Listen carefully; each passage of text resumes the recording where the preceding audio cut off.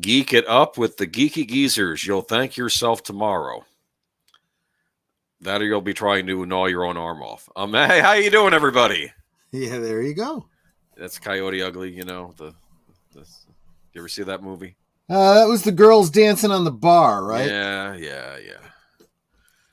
Chilling and waiting, watching Sunday Night Football in the process. Well, football's important. Welcome to Deleted Scenes. And welcome to Pensec. And okay, welcome anybody else who may show up. How is anyway? Welcome to Geeky Geezers. I'm your host, Agent Boomer. This is my co-host, Papa Pichelli. Hello. All right, Joshua V. Welcome to the chat. So yeah, I don't know. A lot of major reveals this week, huh? About certain goings on, or maybe the media is finally starting to accept a certain status of a certain company. I gotta say, I think that in a much broader sense, I think that people are starting to kind of open their eyes. And, look, we've been saying for the past 5, 6, 10 years that people are stupid, but good-hearted. They want to be behind the latest thing. They want to, be nice and kind and accepting, but they're not paying attention to what that really means. And I think things are starting to come to a head where people are starting to speak out and people are starting to look around and go, wait a minute, am I the bad guy? And I think a lot of people are starting to realize, sometimes, you are. Yeah, sometimes you're the bad guy, especially when you yell at us just trying to bring points. Yeah. I mean, now the mainstream is starting to wake up to a lot of that. I mean, I'd like to think I've been trying to leave my personal bias out of the situation, even when I comment on certain stories on the stream. Well, the problem is people think it's your personal bias when you're just using logic and reason, Yeah. Yes. You saw the new South Park special? Yes, I did, Joshua V. I don't know if Troy did. If he had time, I didn't actually see it, but I have caught it. Yes. Yeah, I get the gist of it, and I'm happy about it. Might as well watch something on Paramount Plus. Actually, no. Paramount Plus does have the new Beavis and Butthead, which I keep meaning to get back into. I liked what I saw of it, but just haven't had the time. But heard an actress who was in earlier episodes of South Park voiced Batgirl and Batman Sub-Zero. Interesting. Okay. Didn't know that. Welcome, Netter. Glad you could make it. But yeah, just and we get a hello, love my life to I love you Troy too, Netter. Pichelli. All right. Well, welcome to the stream, Netter. All right. And I believe, is Netter having the movie coming up this weekend on Saturday? Yep, we're scheduled for Conan, and I'm going to see what version it is we have. I'm going to try and make sure I have the extended. Do the extended, because I think that's the one what Al everyone's probably been has. saying, yeah. And I think that's the one Al had, because I think we had the trouble when we were doing it on Birdman's channel, because I think he had the theatrical and Al and I had the extended edition. The extended edition's better. Not because it adds gore or anything, but just because it does something with the character Conan, which I think makes him act a little more heroic at the end. It was an important little scene. So it's more about him taking down after he gets revenge. It's more about him. He's just going to take down the temple and bring the young woman back to her people. That's it. Yeah, and I think that works. But the new B&B is not bad from what I saw this summer. B&B, what is that? Probably Beavis and Butthead. Oh, yes. I need to watch that. In fact, what I find interesting is I know this season they're doing it as if they've actually aged from the 90s, and they're like, yeah, they're like in their late 40s or 50s, and they're in bad shape. And I wonder if it's like an alternative timeline, because they went through the whole convoluted thing where how in Beavis and Butthead do the universe where they time traveled and now they're in the present. But now I think Mike Judd is also doing a what if they were living in modern. I have to catch up on the show. So I was a big fan of them back in the 90s, back in high school, so I'm glad that they've kind of made a comeback. I don't know if they ever really left, but I just know that Mike Judd got busy with King of the Hill. That was his big thing for a while. And then he did Idiocracy. And then he did, what was that HBO series? Silicon Valley. I didn't realize he was involved with... He did Silicon Valley, yes. No. I was going to say the Idiocracy. Yeah, Mike Judd also That's a did big one. That's Idiocracy. a big one. Yeah. Yeah, he did Idiocracy. He also did Silicon Valley. If you want to watch a situational comedy that tears into the tech industry, that's the one to watch. Yeah. It's about a guy trying to make a startup, and, out there, and you can tell that one of the characters I think was supposed to be based on the guy running Google. I think, even though not exactly, you know what I mean. It Yeah. was an interesting show. I would recommend it. At least the first couple seasons I saw, I really enjoyed. So, but all right, but welcome to the chat. I guess we should talk about the good old days. And what good old days are we going to talk about, Uncle Aged Boomer? The work of Terry Gilliam. Oh, Don't say man's uncle. genius. Yes. Well, I mean, I'm thinking like Uncle Tommy, radio personalities here. Terry Gilliam. What's your background with Mr. Terry Gilliam? I know you were a Python fan too. Oh yeah, Python. But he went and he did his own things too. He did. And very humorous, a little bit on the dark side. A little bit, yeah. Does a lot with when he does when he looks at the future, tends to be what you'd call dystopian, but in a very weird, dreamlike kind of way. I'm thinking Brazil, thinking 12 Monkeys. 12 Monkeys actually, great. That's one of my, on my list, my very short list of good time travel films. Movies. Yeah. Yeah. Going with the convention that time, once done, is immutable.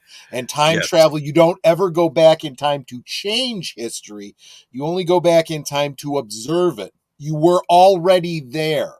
And any change you tried to make already has occurred, so to speak. That's another theory of time travel, which I find interesting, that you actually can't change anything. What I found interesting, the Harry Potter universe, when they deal with time travel, it's the same rule. Did you know that? I did. Yeah. I love that about... I mean, I guess it comes up in multiple films, but it was that one in particular where you find out that Hermione, in the typical nerd fashion, it's something that I thought about when I was in high school. If I had a time machine, this is something I would consider doing. She's taking multiple classes. Taking extra classes, exactly. The implication for a school student, it's not a big deal, but if you do this a lot over the course of your life, you end up aging faster relative to other people because you're living double time, Yes, there was as you're going back and doing that. There was a very creepy, it's creepy episode of Creep Show, and the idea behind this episode was there was this cupboard that was in the family, and if you go in this cupboard, time stands still for you. I mean, you'll age, but the rest of the world outside is frozen. So this guy's trying to become a lawyer. He's trying to pass his law exams, and he's not a great student, but now he has all the time in the world to study. He comes in for his first exam, and he has a beard on, and everyone's looking at him. But he does really well, and he gets married. And then later on, he's doing well in his law career, but he has to always go into this thing like, we have clients coming up. Can you get these things done for us? The law firm, and he gets them done. But and then he goes to the doctor, and the doctor says, he's like, I exercise. What are you talking about? Yeah, but your heart is in horrible shape right now. You have to take care of yourself. Like outwardly, he doesn't look bad, but like on the inside, he's aging. Yeah, do you understand? Exactly. I get that. Yeah. But what I was going to say though is, what's great about that version of time travel, and you see it with Harry Potter, you see it in the 12 Monkeys. It's this idea that it doesn't take away your free will. These characters that travel back in time, right? From a certain point of view, they're predestined to do what they're going to do, but that's only because they've already done it from an objective point of view. In the moment, they have free will, But anyway, we're getting a little off into the weeds on this. Speaking of another time travel movie that Gilliam did, which I was a huge fan of as a child. I saw this as a child. Time Bandits. Yes. Which actually was Gilliam admitted this is a family feature. This was supposed to be made for families to watch. Yeah. And if you watch it, objectively, is there anything really wrong about it? But No. everything It felt does have off. some dark elements. It There's a does. kind of the main character is a little bit Harry Potter-esque, right? Sort of. Well before Harry Potter. Yeah, yeah. He's a He's kid, kind of and he's detached fast. from his family, goes off on this wild adventure. And it's another one of those Yeah, ones where you, depending on how you read it, you could yeah, see it as his. And actually, people have done this with Harry Potter too. Is it yeah. really happening to him literally the way you see it, or is this, a dissociative, imaginary thing that he's doing? Right? I don't know, but I imagine that J.K. Rowling and Terry Gilliam are kind of poking fun They've at maybe the typical Yeah. certain members of British society. I think that's what goes on there. Exactly, and You they've know, they're yeah, chewing some of the same yes, literary ground. I yeah. would not be surprised if Rowling wasn't at least a little bit inspired by Terry Gilliam. A Oh, I'm lot of sure. people were, but there's a lot of, and of course, the Monty Python films, Meaning of Life, Life of Brian, so on and so forth. Did I mention Brazil?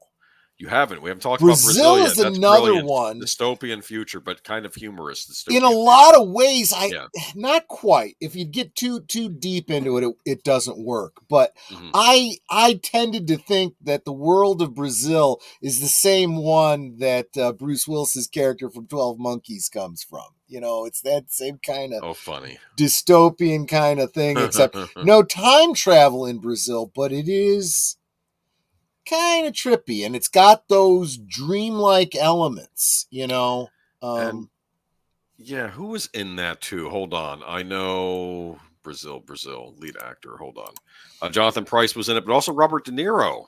Yes, he was. It's Yes, he like, was. That's actually a bit of a surprise. And of yeah, course, Michael Palin, you expect yes. that. But Big fan. The Adventures of Baron Munchausen. Big Al's bringing I that one up. love that. That was another one that I saw. See, because of cable and the shows that they're the films that were played over and over again. The Adventures of Baron Munchausen. Is it Munchausen or Munchausen? Munchausen, I thought. Yeah, my That's my how I always German's not pronounced it. Of course, my back in the 80s, you don't always have access to the internet, so you would just pronounce it how you thought it sounded. Well, Yeah. if Darius is in the chat, maybe he can fill us in and let Joker us know Voice for is in the sure. chat. Welcome. There you go. Welcome, welcome. But Time Bandits and The Adventures of Baron Munchausen were Yes. two that were kind of standard playing Yeah. on cable over and over Oh, again. I You could remember. Yeah.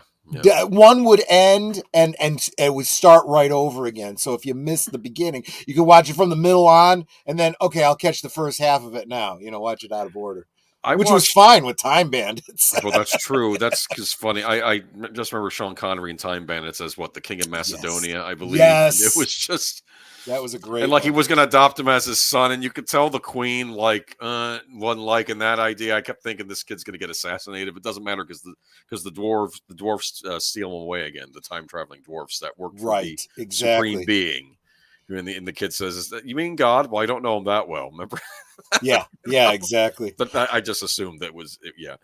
And David Warner, of course, as evil in Time Bandits, who was Yes, one of the greatest exactly. performances he ever gave.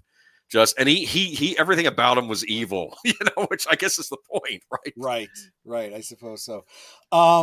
Some films that I think a lot of audiences don't even realize were Terry Yeah, Gilliam, because they were more like American mainstream yeah, type films. The Fisher King right. with Robin Williams and That was was Terry that Gilliam. Bridges? Jeff Bridges, I think. Let me double check. I've never saw The Fisher King. I've always meant to Oh, watch it. it's a good one. Jeff Bridges, Amanda Plummer, Mercedes Rule. Okay, so that It's might be.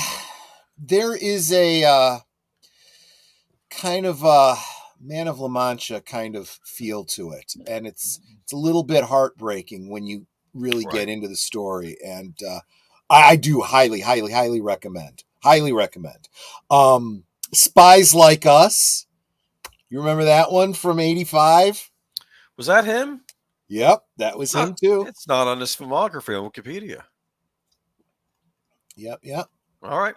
Also, Fear and Loathing in Las Vegas was him. All right, I'd forgotten that one. Did you ever I see had that forgotten movie? that one. want to see I Johnny Depp like flooding apartment buildings. It's I've like, seen bits of it. I don't think I've seen the whole thing. I don't it- think I've seen the whole oh thing. yeah, that was interesting. Brothers Grimm, I saw that in the theater. I saw a couple of movies in these. I saw not Time Bandits. I was too young, but I did see Baron Munchausen on the big screen because I was a big fan of Time Bandits. So I wanted my Yeah, dad to yeah, take me to yeah. see that. And I saw Brothers Grimm. Remember Brothers Grimm? Oh yes, I had forgotten that was him too. That's right. In fact, I wonder if this is what he did because he didn't get the rights to do Harry Potter. Like he didn't get picked to direct Harry Potter, so he made this movie instead, Oh, could be. which was interesting. I remember what was it? I think the French are the villains in this too. I think Gilliam liked making the French the villains a Yes. lot in these movies. Well, the British tend to, yeah. It's just. Um, but one that I think oftentimes people forget about, Hmm. the Jabberwocky.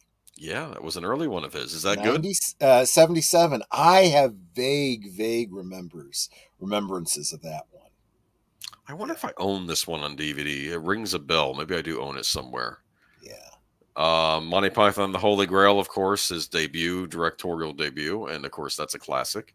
Mm-hmm. I know you've done that on your on Netter's channel, right? I think, Yep. or on Al's. Yeah, yeah, I remember that. Yeah. Either way, I don't recall for sure, but yeah. Um, Um, yeah. the so I did mention with the Fisher King, he has this obvious affinity for Man of La Mancha, and of course Hmm. in 2002 he did a movie called Lost in La Mancha, which I have not seen, but now I'm going to have to look into because obviously that's a theme that he returns to. Well, I know he did. Remember they originally were going to do The Man Who Killed Don Quixote, and it was going to have Heath Ledger in it, and then Heath Ledger died, and they Mm, couldn't finish making it. But then I think they yeah. finally did, and I need to Oh, get around did to they? watching that. I think so. I think they were able to, and I don't know if they used the footage Heath Ledger was in, and they went back and forth. Um, Maybe Don't not, know. but let me see.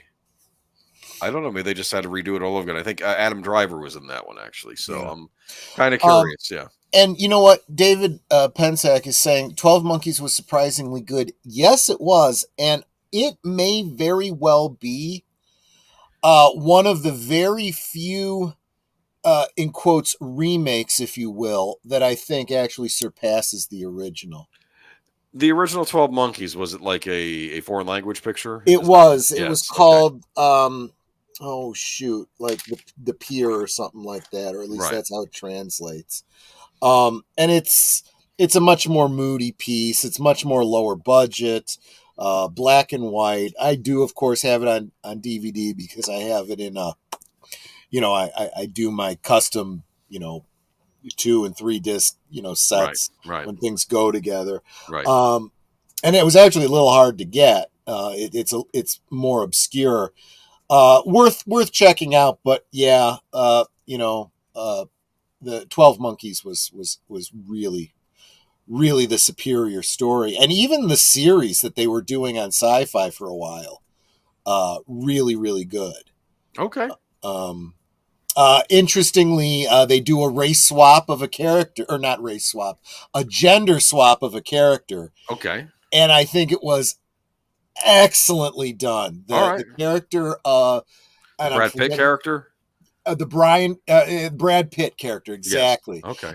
is cast by, and I don't know who the actress is, but she reminded me a lot of a young Ali Sheedy, and she Sometimes you was do that brilliant. because you sometimes you want to do that sometimes because the original role was so perfectly cast you have to go in a different direction, right? Yes, Yes. and Mhm. uh, I think the other thing that a lot of people try to do to give as much grace to a gender swap as possible, or race swap or whatever, is, well, if the person is just perfect for the role, despite da da da da da, this is that example. She gets that character perfect. And they even use the fact that she's a woman, her female character, to the character's advantage. So yeah, it was Madeline Stowe in 12. Yeah, was she was the She female was lead. the female lead in the original Monkeys. My mistake. Thank you. Deleted scenes. Dr. Parnassus had Heath Ledger. Original cast of Don Quixote was to have Johnny Depp. Okay, but that version was abandoned mid-shoot. Okay. That's where I was confused. But I think that the Dr. Parnassus also had trouble, but I think they figured out a way around that to get that movie eventually made. But Emily Hampshire, I think. Let me see. Oh my goodness, Netter. For those I apologize. I'm going to have the 101 fever. Feel better, Netter. Okay. Yeah. Maybe put a cold compress on your head, like I know what to do. You know what? She's all mucked up because she wants a cold compress for her head, but she's got the soreness in her throat that a warm compress works for, and so she ends up having a thunderstorm in the middle of her head.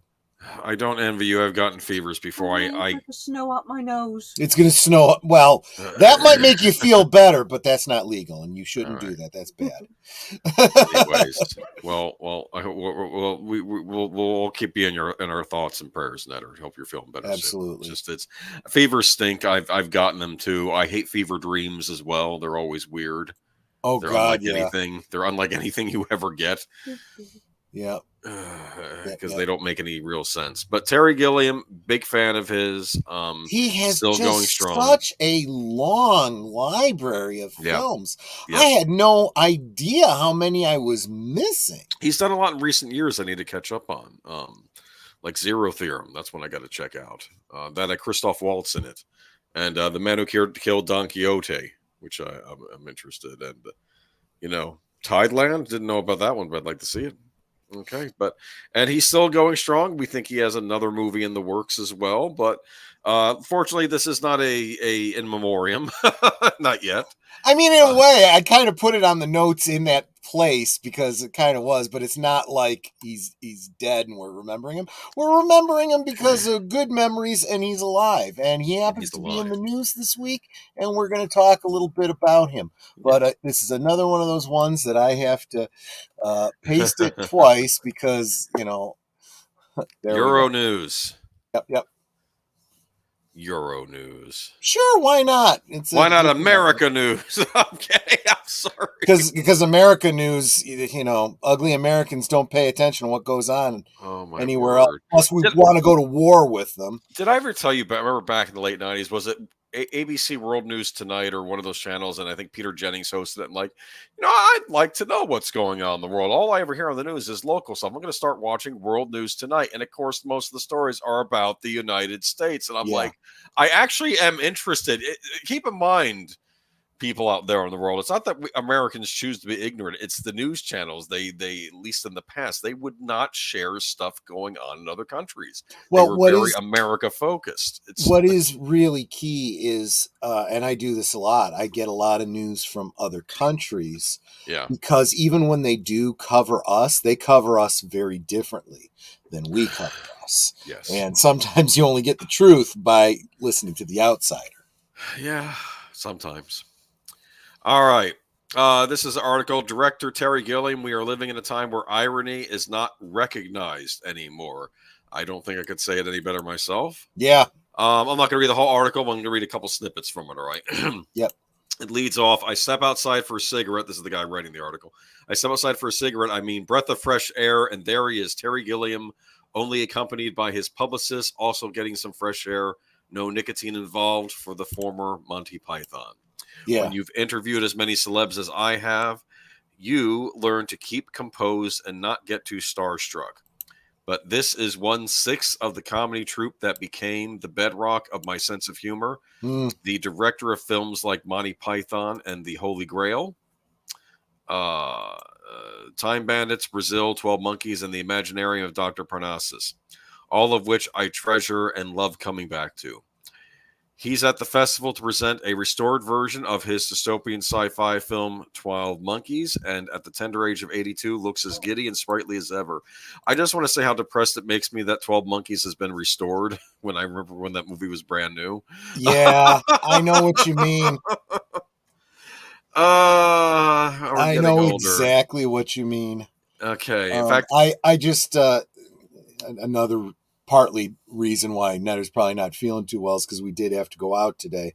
I see. My mom and uncle came in from out of town. We met up with them for a little bit, and as we were driving around some of the old neighborhood, I saw that the golf course where I learned how to play golf, the driving range is gone now, and now Um, it's just a parking lot for the main part of the golf course. And I was like, there is so. And then the Carms that used to be there is no longer there. It's a Joey's or something like that. And I'm like, yeah. my goodness, everything.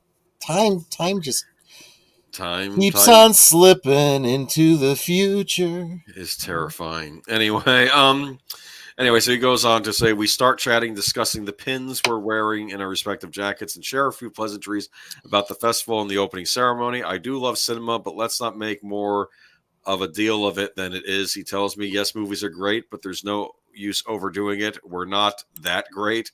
Just show the fucking film already. You His didn't laugh pull is any punches. his laugh is infectious, like a cheeky schoolboy who just gotten away with it. So this is from an interview the interviewer conducted with him the next day. I grew up on Monty Python, and as more generations are discovering Python, do you think that kind of humor, that sort of irreverence, can still be done today? And this is Gilliam responding, laughing. Yeah, well, I got in trouble. Some things I've said about that. I was promoting The Man Who Killed Don Quixote in Germany, and the day before I went to Germany, the head of BBC Comedy announced that they would not be commissioning a show like Monty Python. The idea of 6 white males out, finished, because they're into diversity. Now, I love diversity. The more diverse the world is, the better I am. I love surprises, people who think differently, people who look differently, who behave differently. However, when the BBC head of comedy makes a statement like that and I'm asked to respond, I said that as a white male, I'm really, really tired of being blamed for everything that is wrong in the world. So I said, from now on, please call me Loretta. I'm a black lesbian in transition. I got a very big laugh in Germany when I said that, but by the time it reached England, I was a dead man. Did we talk about that?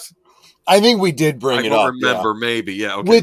Which is, and he's directly riffing on the thing from Life of Brian, right? Of course. Where I think, wasn't it Eric Idles delivers the Yes. line, says, I want to be called Loretta. I know, it's funny because and he says people are losing their sense of humor, and that to me is probably the most important sense. Sense of touch is very important. Sense of taste also, but sense of humor is more important.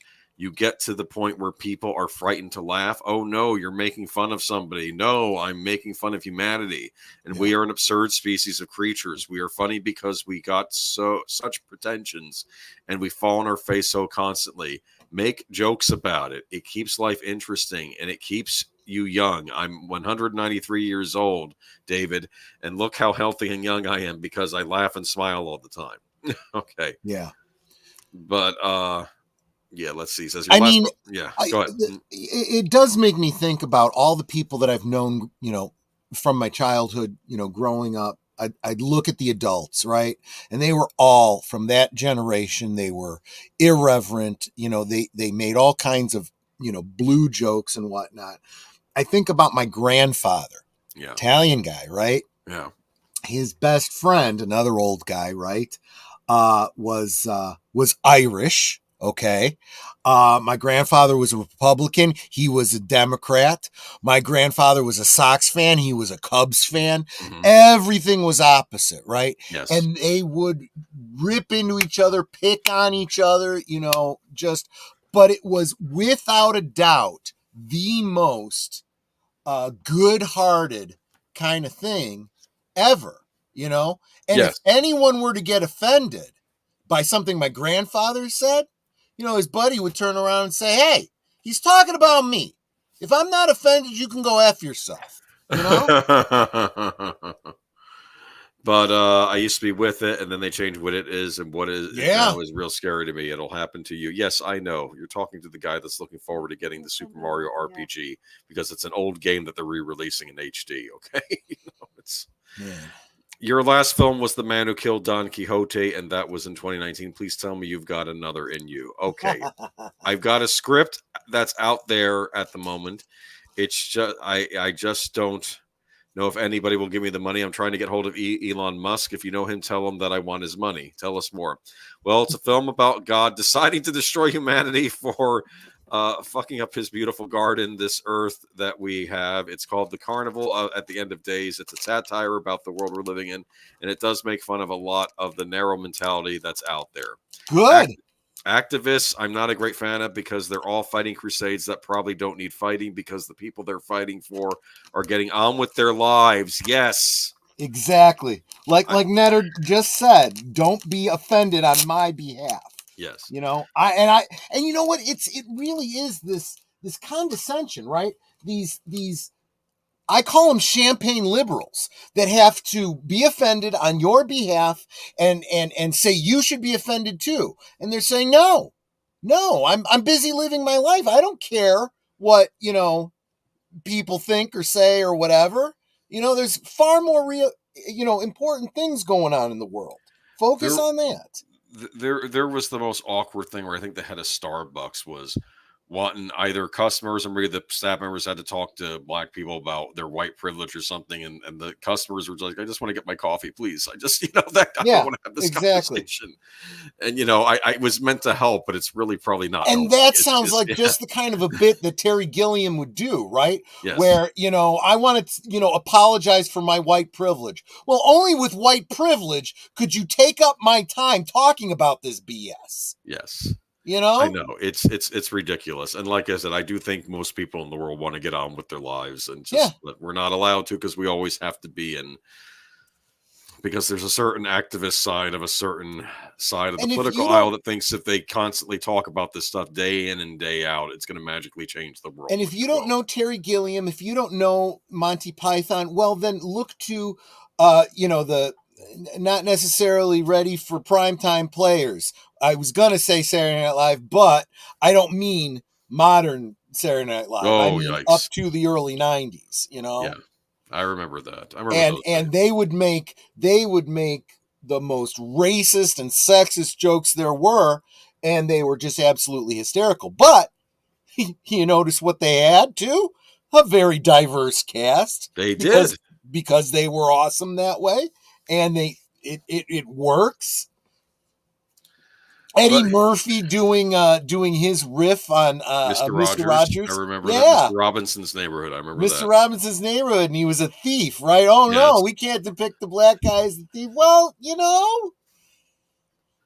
Eddie Murphy was a genius. He really was. Maybe he still is, but I don't know what he's done lately. That I notice a lot of great comedians, they get tamer when they get older.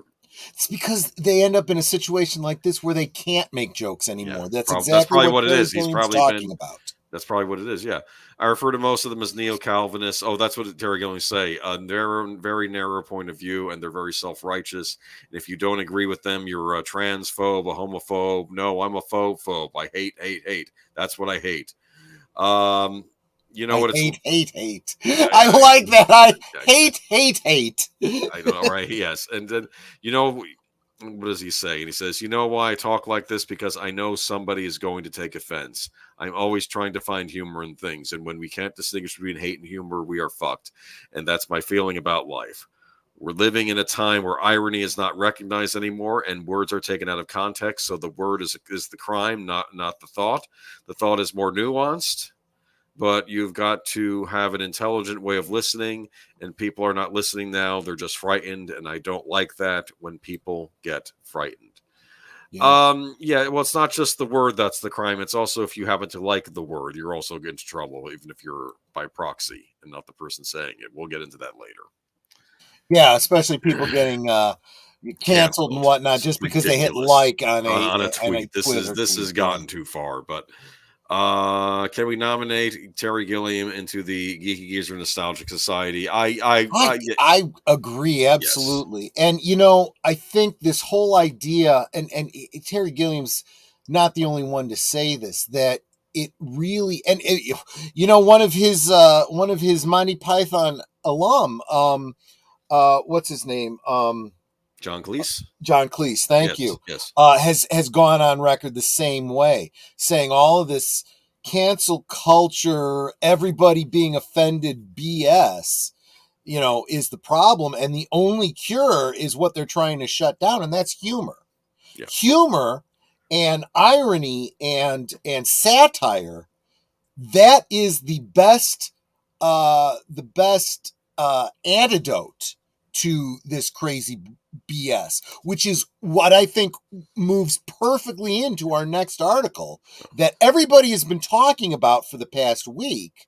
South Park mocks Kathleen Kennedy, Disney diversity efforts, and Gina Carano reacts. Yep, here we are. This is a perfect example of exactly that kind of Terry Gilliam level, ironic humor that the general public can get behind, not just the hardcore fans of Star Wars and people that follow big YouTube channels and whatnot that are following the behind the scenes Hollywood scuttlebutt, but the average person can look at this and say, okay, this is ridiculous. Yeah. The latest special mocked Disney brass for diversity, pandering in franchises like Star Wars, Indiana Jones, while simultaneously criticizing trolls who attack Lucasfilm's Kennedy as right-leaning celebrities ranging from Elon Musk to Carano. Weigh in. That's the subhead. That's what he's called in the newspaper business, the subhead. That's a very long subhead. Yes. South Park's latest special skewered Disney for its recent box office slump, accused the studio of lazily recycling the same ideas, except with diversity casting. The episode particularly took aim at Lucasfilm head Kathleen Kennedy, while at the same time knocking online trolls who have piled on the executive in recent years. The result has caused right-wing celebrities ranging from Elon Musk, the former Mandalorian star Gina Carano, to weigh in. In the 47-minute special joining the Panderverse, which premiered on Paramount Plus on Friday, Cartman begins to fear he's going to be replaced by a diverse woman. I had a dream I was replaced by a diverse woman, he cries. Only this time it wasn't me. They were taking all my favorite people and replacing them with diverse women who complain about the patriarchy. And Disney's stock keeps going down and down. Being replaced is exactly what happens when a portal to the multiverse opens up, which replaces him with a black woman while sending Cartman to a universe populated only by women of color. Cartman's friends complain about the new Cartman, saying the switch doesn't make any sense to their PC principal, who accuses them of being intolerant. Yeah. If you don't think Eric Cartman can be a black woman, then maybe the problem is you, he says. You probably don't like that there's a black Spider-Man, to which the kids sort of, no, Miles Morales is sweet. That's a whole character. That's a whole constructed thing with its own character and narrative. This is just taking the same old Cartman and putting a black woman in it. That's what they said. That's perfect analogy for exactly what I mean. Basically, this is what we've all been talking about. But again, most people don't understand the nuance. Something like this, I hate to say it this way, dumbs it down for the average person who's not following, the ins and outs of Hollywood and stuff like that. Yes. So the story then shifts to a meeting of Disney executives where CEO Bob Iger is irate. We don't understand it, sir, an executive tells Iger. We keep making the same movie over and over again and pandering to everyone, but suddenly it's not working. Iger replies, then we've got to pander harder. It turns out the multiverse rip was caused by Lucasfilm's Kennedy, who tapped into a secret Disney artifact, the Pander Stone, which the studio has been using to remake the same ideas over and over in ways that try to appeal to its largest audience possible. An alternative universe version of Kennedy keeps giving the same note on every franchise. Put a chick in it, make her lame and gay. Yeah. And they say when Cartman eventually meets the real Kennedy, she points out the overwhelming amount of backlash she received from her well-intentioned efforts. Then came the hate mail, ugly letters from racists who couldn't stand that some sort of the Pander Stone's rehashes had diverse women characters in the lead. I decided I would make movies that fight all bigotry in our society, but instead of doing real work, I instead turned to the Pander Stone. I was fighting with the wrong tool. All I ever wanted was to make great entertainment, but as soon as you start getting piles of hate mail, endless messages calling you the C word, you can't think straight. I'm sorry I was so reckless with the things you love. I was just lazy, to which Cartman admits, well, I'm sorry for all those letters. I guess I was railing all the wokes of all the time was pretty lazy. I guess the idea is Cartman was writing the majority of those letters to her. Yeah. But I don't know. I mean, I'll admit, here's what I'll say. I don't think we on this channel, I don't think we've talked about Star Wars in a while, have we? I think we've just given up. we really have. Yeah. But and honestly, I think and I think that Deleted Scenes was getting into it a little bit on Unscripted, talking about, look, if you continue to support this crap, you're certainly not helping. But the only way you actually help, I'm going to take it a little bit further, is if you actively work against it. Now, the bigger YouTube channels have been doing a great job of that, and they're accused of hating everything. And I think a video I just saw today from WDW Pro did a great job of speaking to specifically that. No, we hate it because it sucks, but we don't want it to suck. We want it to be good. That's why we criticize it, in the hopes that someone will listen. And as they're losing money, they start listening to what people are saying and going, gee, they're telling us what they don't like. Maybe we should start giving them what they like, and we'll start making money again, you know? And that's part of it. But the other part of it is when their motivation isn't the making money, right? It's this push a message, right? Yes. That's fine. We'll counteract it with our own message. So every time you can take that meme of Cartman, take it, put a chick in it and make her gay. Yes. You take that meme and you use that as the response every time, one of the main news articles comes out, talking about literally putting another woman in it or literally making another gay character in something. They have nothing to say to that. They just can't. You literally just did what this meme is saying. You are proving the meme in real time. What are you going to respond to me? Yes. Samuel Proctor says, I disagree with that specific argument used specific for Miles Morales. He was made specifically for the nonsense PC battery. It's funny. I learned about his genesis. Did you know that they were trying to base his look off of Barack Obama at the time? That doesn't surprise me at all. Just gotten elected president. I don't know if since then if they've made the character better. I mean, like I said, I've heard people actually thought the Ms. Marvel character, at least on the TV show, was one of the better of the newer Marvel characters. Yeah. So it's still possible to take something that was originally made to pander. It was another example, but it was, and I bring this up repeatedly. I don't know who the actress is. I don't know her by name who played that Kamala Khan, but my understanding is she was an actual fan of the actual comics and actually knows the lore. Yes. And she would go to bat arguing with Kevin Feige, who hasn't a friggin' clue. And if you look at what is happening to the Marvel Universe, you know that to be true. You know? Let me see. Carano, though, we're going to Gina Carano now. Carano, who was pushed out of The Mandalorian 2021 after a series of controversial online statements. They weren't controversial. Not at all. You can tell who's writing these articles. Yes. Okay. Use the episode as an opportunity to slam. Or if they were controversial, then the people that think that it was really need to evaluate themselves. They were controversial in saying that you shouldn't be singling people out. It was... She wasn't wrong. I'm sorry. No, she was not. It's controversial to someone who, would have been that kind of person in Germany in the 30s. And now, unfortunately, we're learning certain groups are now that also, well, we'll get into that another time. Okay, so she's an episode as an opportunity to slam Kennedy writing an X. This is the part where Kennedy demands any YouTuber just get censored off of YouTube for sharing and laughing at this hilarious episode. She'll have YouTube disabled the thumbs down option because of the ratio she'll receive, and she'll have her publicist schools make sure Variety and Hollywood Reporter run hit pieces about the South Park creators and their families and smearing their names through every useful idiot she has under her thumb who would sell their soul to work for Lucasfilm.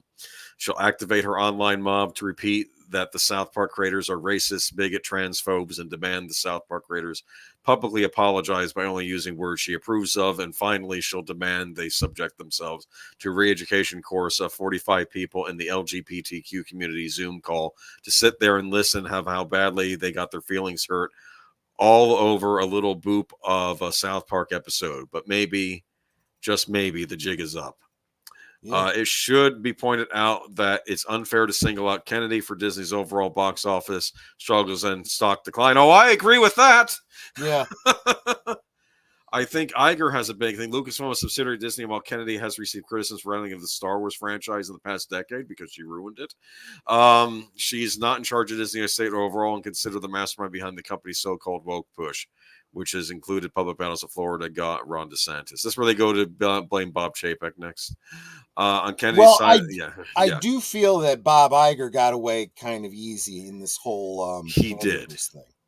But I also have to wonder if there isn't a little bit of a setup going on there, that if this is done so well, they're going to have to do, like, into the, they'll have to start addressing the Marvel, and maybe it's going to be Kevin Feige they go after next. And the recurring theme is Iger not taking control and doing anything about any of it. I don't understand why Iger is back over there. Did he want to be president again?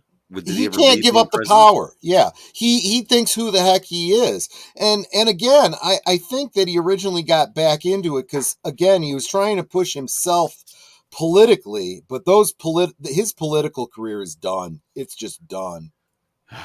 Well, who will a certain party run in 4 years or 5 years, I should say? Well, Anyway, let's move on. yeah, let's not Well, go not too really hard on moving that. on because it basically just moves into the next article. This is the big. This is the big one. The big one we've all been waiting for. The validation we've been trying to get from the media, right? It really is. I think this is another one that I got to do in parts. Give me a second. I don't think I'm going to be able to read the whole thing. I'll just feel free to interrupt me whenever you want to, because Yeah. there's a lot to unpack here, and we're not going to have time to get to everything because we have more interesting stories, like a new Planet of the Apes movie coming up later, which hopefully Yeah. won't suck. Please, Disney, just make a good movie. Right. Unless they put a chicken in and make her gay. It'll all be about the patriarchy. The gorillas will represent the patriarchy. Why patriarchy is it? It's apes. Yeah. Stop it. This is a fantasy. It's no longer our world anymore. Do you understand? It's just you can't Right. use modern politics. It's a complete anyway. Here we go. Crisis at Marvel. Jonathan Majors backup plans. The Marvel reshoots, reviving original Avengers, and more issues revealed. Big article in Variety this week. This past September, a group of Marvel creatives, including studio chief Kevin Feige, assembled in Palm Springs for the studio annual treat. Most years, the vibe would have been confident, even cocky. Given how the premier superhero brand owned by Disney since 2009 has remade the entertainment business in its image. I didn't realize they've owned it since 2009. Wow, that's from a while. Okay. But this occasion was angst-ridden. Everyone at Marvel was reeling from a series of disappointments on screen, a legal scandal involving one of the biggest stars, and questions about the viability of the studio's ambitious strategy to extend the brand beyond movies into streaming. The most pressing issue to be discussed at the retreat was what to do about Jonathan Majors, the actor who had been poised to carry the next phase of the Marvel Cinematic Universe, but instead is headed to a high-profile trial in New York later this month on domestic violence charges. The actor insists he is the victim, but the damage to his reputation and the chance he could lose the case has forced Marvel to reconsider its plans to center the next phase of its interlocking slate of sequels, spin-offs, and series around Major's villainous character, Kang the Conqueror. I'm really getting Johnny Depp, Fantastic Beasts vibes. Well, it's interesting you bring that up, because this is what makes this whole situation so difficult. They know that this is similar enough that they can't make the same mistake twice. But this is not the same situation. He's not Johnny Depp. First, he isn't that big a name. We mentioned this, yeah. He was a rising star, though, but yeah. Yeah, well, maybe he was potentially a rising star because so many studios were trying to make him a thing. Yeah. But that wasn't who he was. I haven't seen anything about him that tells me he's really all that talented. He's okay. He was supposed to be the best thing about that Ant-Man movie. That's what I heard. Well, okay. but the other thing is that he doesn't have the history with women that Johnny Depp does. He doesn't have an army of women coming out and saying, "Look, him, right? I'm his ex, and I have nothing but good things to say about him." It does again, and this is where I feel that Johnny deserves some lumps. Is unfortunately you're still responsible for the choices you make. You get yourself in this situation by dipping your wick in crazy, and you get what you get. And when your life gets screwed up, your personal life bleeds into your professional life. You know, your employers start looking at you going, we can't have this. We just can't, you know? Yeah. But again, they don't want to make the quick, you know, the Johnny Depp kind of mistake and just, you know, well, we don't want this. We're going to get rid of you. Yeah, that was a bad call, you know? So it is not a good thing. I guess they But can't and it's not just the Johnny Depp element of it. We also have the Ezra Miller comparison too. Oh, yeah. Right? Where you got this actor, again, not that important, although you've been pushing him to make him a thing, right? Gets involved in some legal problems. And now what the hell do? You were planning everything around him. This is why you never put all your eggs in one basket. This falls solidly on Kevin Feige. You know, if you go back to the way the Marvel Universe was in the first few phases, yes, there was Thanos in the background, but they were also dealing with Hydra. They had other things they were dealing with in those movies besides just... And there is so much in the Marvel Universe. It's so rich. They get tunnel vision.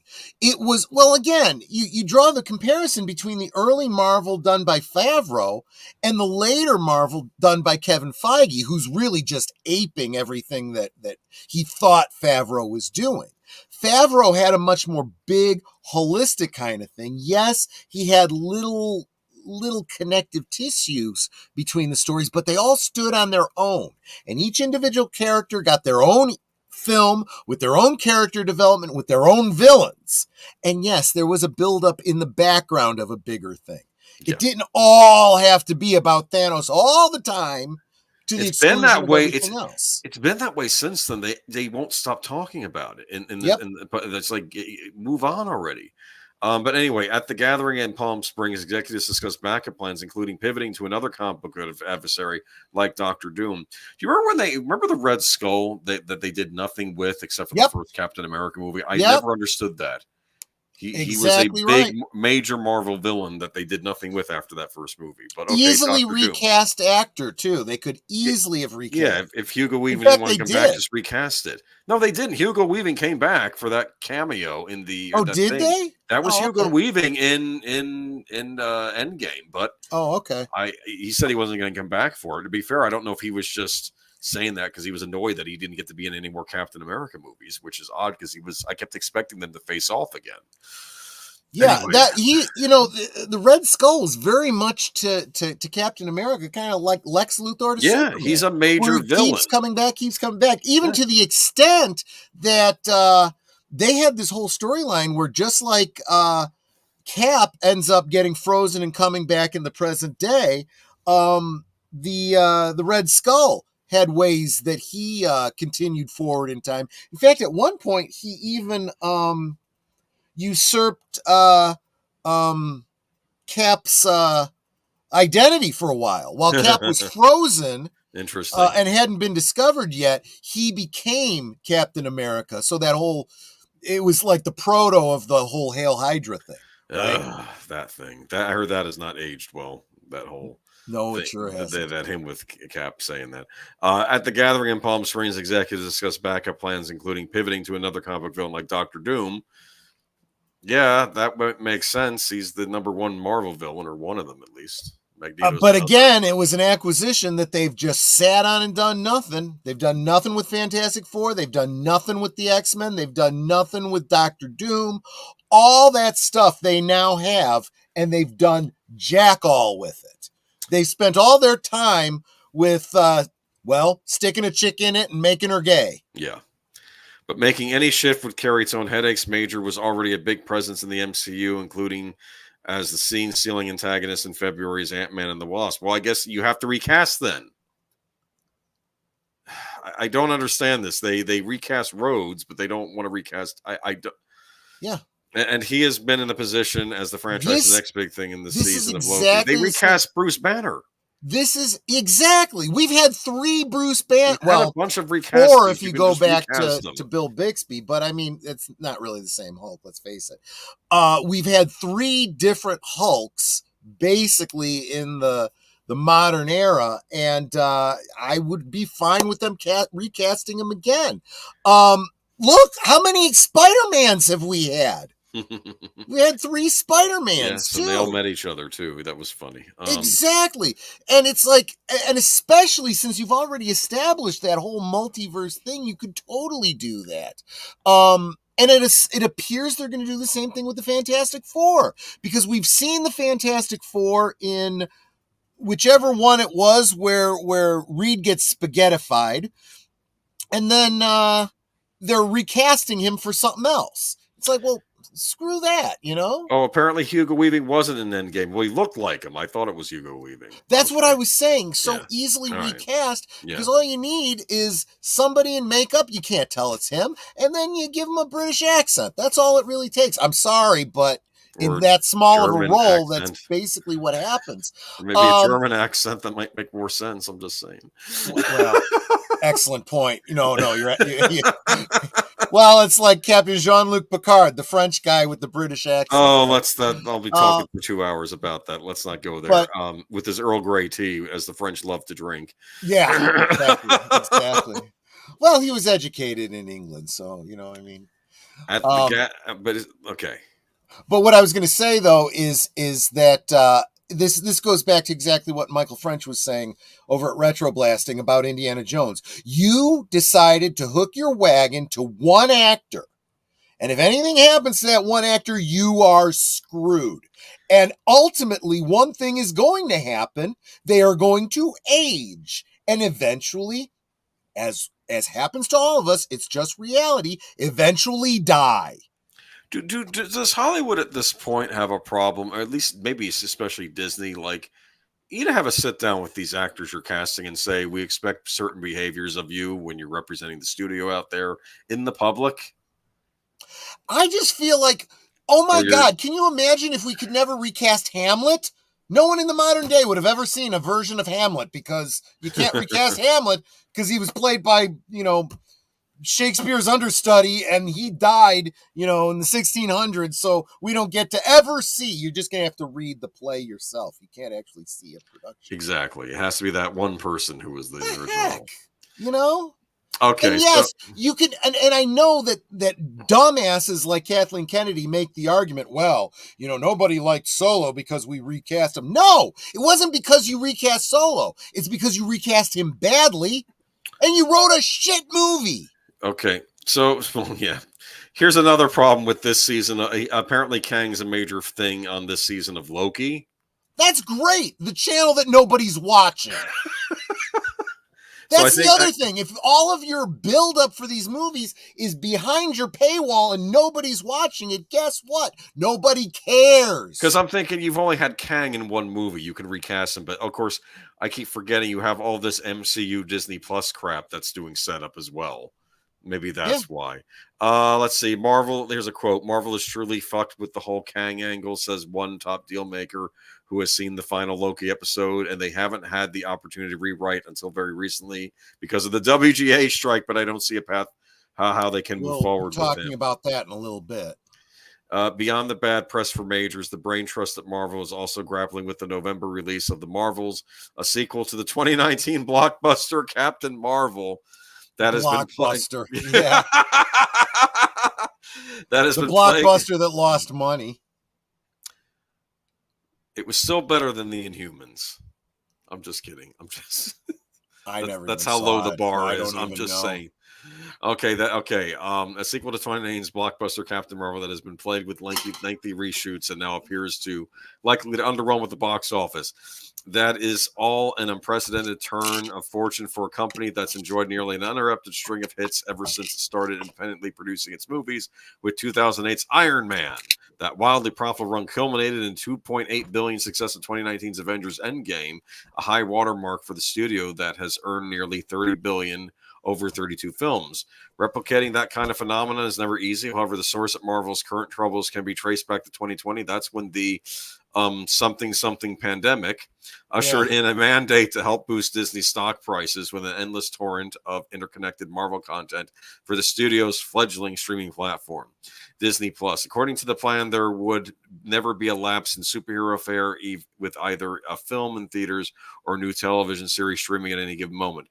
Can I call BS on this statement? These Yeah. shows were ready to go. Both WandaVision and Falcon and Winter Soldier were already being advertised before the pandemic what hit. I You're will forgetting say, your history. what I These will things, say yes, is they were being promoted before they were shot. I saw it. at least I you saw can commercials say for them during the Super Bowl before this the is pandemic clearly a hit. bias, okay? But the good thing about this bias is that it gives them every possible, bit of grace. It still doesn't help. No. Even with the best rose-colored glasses, this is still a bad scenario. They are still blaming the pandemic for everything gone wrong. It's not our fault. And I have a suspicion this Jonathan Majors thing, I think this is being used to cover up other things that were going to be going wrong, even if they had kept it. Pandemic, problems in personal lives, SAG after strike, war around the world, all these things are going to be used as scapegoats. But we all know the real problem with what's going on behind the scenes. Put a chick in it and make her gay. That's the real problem, and we all know it. And the previous article, pretty much sums that up. They're just getting into the weeds on this one. The Marvel machine has popped out a lot of content. Did I get to the point where there was just too much and they were burning people out on superheroes? It's possible, says Wall Street analyst Eric Handler, who covers Disney. Of course, that's funny, though. Netflix had a bunch of Marvel series mirroring, and people weren't burned out of Marvel when those were going on. Nobody and those were supposed to be connected. And nobody who's a fan of this stuff buys that shit. Nobody says, I'm tired of superhero stories. They all say, this shit sucks. I wish we had good superhero movies. Not like WandaVision, which you said you didn't care for at the end, right? I do not like a movie about a villain torturing people. That is not... Look, that's why I stopped watching The Walking Dead. It became torture porn, and I didn't want to watch it anymore. And I'll tell you, that last episode with, what's her name? Kitty from that 70s show. Either let us go or let us die. When you realize that she's torturing these people to the point where they'd really just rather die, this is a villain, people. She is not a hero. I don't care about her made-up children that don't exist. And I don't care that her robot husband had to die because you know what? A lot of people died. It was a war, effectively. A fictional superhero war. That doesn't give you the right to torture people because you have all these reality bending powers. And yet they somehow try to make her the hero in Doctor Strange's. I don't think she was the hero in that movie. No, she wasn't, but you have a lot of implication that was their intent. The Marvels, which opens in theaters on November 10th, will struggle to get the ball past. It is still coming out. The Marvels. I kept thinking they kept postponing that one. I guess they figured maybe Brie Larson, maybe they should, maybe not having Brie Larson able to I was going to say that keeping her out of it has probably been the best outcome they could possibly have. It's not going to get any better if they wait and release it later with her making comments. She's already the clip of her going around. So are you going to come back and play Captain Marvel again? I don't know. Does anyone want me to? That one is just being played over and over and over again. And it's just beating them up. Who are the agents of these actors and who are the brass over at Disney? You need to sit down actors and talk to them. This is how you act in public. Yeah. Maybe they assume they know how to do this. They don't. Rachel Ziegler does not know how to do it either. A lot of these actors don't know how to act in public. And that's another perfect one where they're like, the longer this strike goes on, the more maybe people will forget the stupid crap this girl has said. All right. So let's see. Directed by unites Larson's heroine to Supernatural. Tanya Parsons, Monica Rambeau. When did she get powers? Eman Venom Kamala Khan. It was I know she had him in the comics. I'm just saying in the MCU. It was in that WandaVision that nobody saw. Yeah. Oh, okay. Yeah. Then eyebrows are raised again when DaCosta began working on another film while The Marvels was still in post-production. Filmmaker moved to London earlier this year to begin prep for her Tessa Thompson drama Hedda. Does this mean that the director left before the production was done to go work on something else? Yep. If you're directing a $250 million movie, it's kind of weird for the director to leave with a few months to go. It's not weird. It tells you everything you need to know, really. Okay, The Marvels has seen its release date move back twice, too. Once to swap places with Quantumania, which was deemed further along. And again, when its debut shifted from July to November to give the filmmakers some more time to tinker. Probably because they saw the reaction to Quantumania, especially with the effects. Yeah. But the extra time didn't necessarily help. In June, Marvel was traditionally only solicited feedback from Disney employees and their friends and families, took the uncharacteristic step of holding a public screening in Texas. The audience gave the film middling reviews. Yeah. When you have the best possible audience giving it fair to middling reviews, that's a bad sign too. Yeah. The big thing I want to say about this is, again, this is from Variety. Again, this is a pro Disney bias, right? Mm-hmm. And yet it's still pretty bad. Even though a lot of the stuff they're saying is bias BS, it still doesn't help. And it's I think this article, coupled with the South Park thing, coupled with so many other mainstream outlets starting to come out against Disney and against all of this stuff, this is basically saying it's free range, free open season on Disney and the BS crap that they're putting out. Real quick, I want to also drop in relation to this. Midnight's Edge has a really great deep dive on this article. They cover it far deeper than we really could tonight. So go check that out. They bring up their own points out. They say some of the stuff comes from a book. Let's see. The arc goes on. They talk about She-Hulk. Yeah. The visual effects issues with Center Deep brought namely a lack of oversight in the script development. The original arc of She-Hulk, a flashback of star Tatiana Maslany's transformation into her Hulk character, didn't take place until episode 8, the penultimate episode. So they were going to wait to make her She-Hulk. Which would have made sense, right? If you're going to do a story. Well, she's a lawyer. She's a lawyer for superheroes. That was the idea behind the series, right? Yeah. Right. Exactly right. Yeah. And if you're going to, for all, we follow the comics. Well, no, you didn't. Okay. You picked and chose, little snippets of it completely unrelated. The first season should have been character development, make you understand the character and like the character. Yeah. They did not do that. They went in saying, we expect you to like this character. This is who this character is. And then turned around and made her preach at you and tear down one of your favorite pre-existing characters. Yeah. And of course, apparently the blame is going to Kevin. They said that they were trying to pass the buck to Victoria Alonso, but they are actually saying it's Kevin Feige. The so-called bad visual effects was because of half-baked scripts, says one person involved with She-Hulk. That is not Victoria, that is Kevin. And even above Kevin, those issues should be addressed pre-production. The timeline is not allowing the Marvel executives to sit with the material. Apparently, one episode cost $25 million. Dwarfing the budget of the final episode of HBO's Game of Thrones. How do you spend $25 million on an episode of She-Hulk? How do you, even worse than that, how do you justify that? You are not making that kind of money on a streaming show.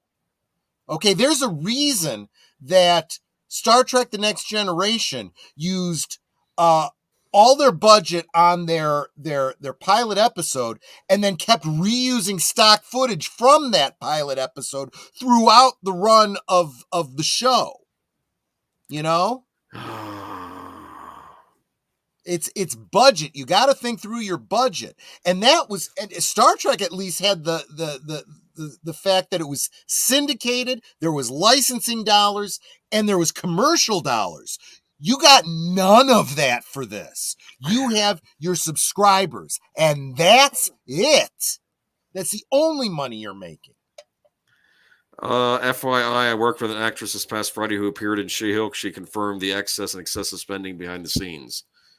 It doesn't surprise me in the slightest. Is that like when, what's her name, Katie Sackhoff said the catering on one of the Star Wars shows was insane? Yeah. We need to put that in context. She was exaggerating. Oh, okay. She wasn't speaking to actual dollar values, but she was making a point. She was saying the money that they spent on catering was ridiculous. I've never seen anything like that.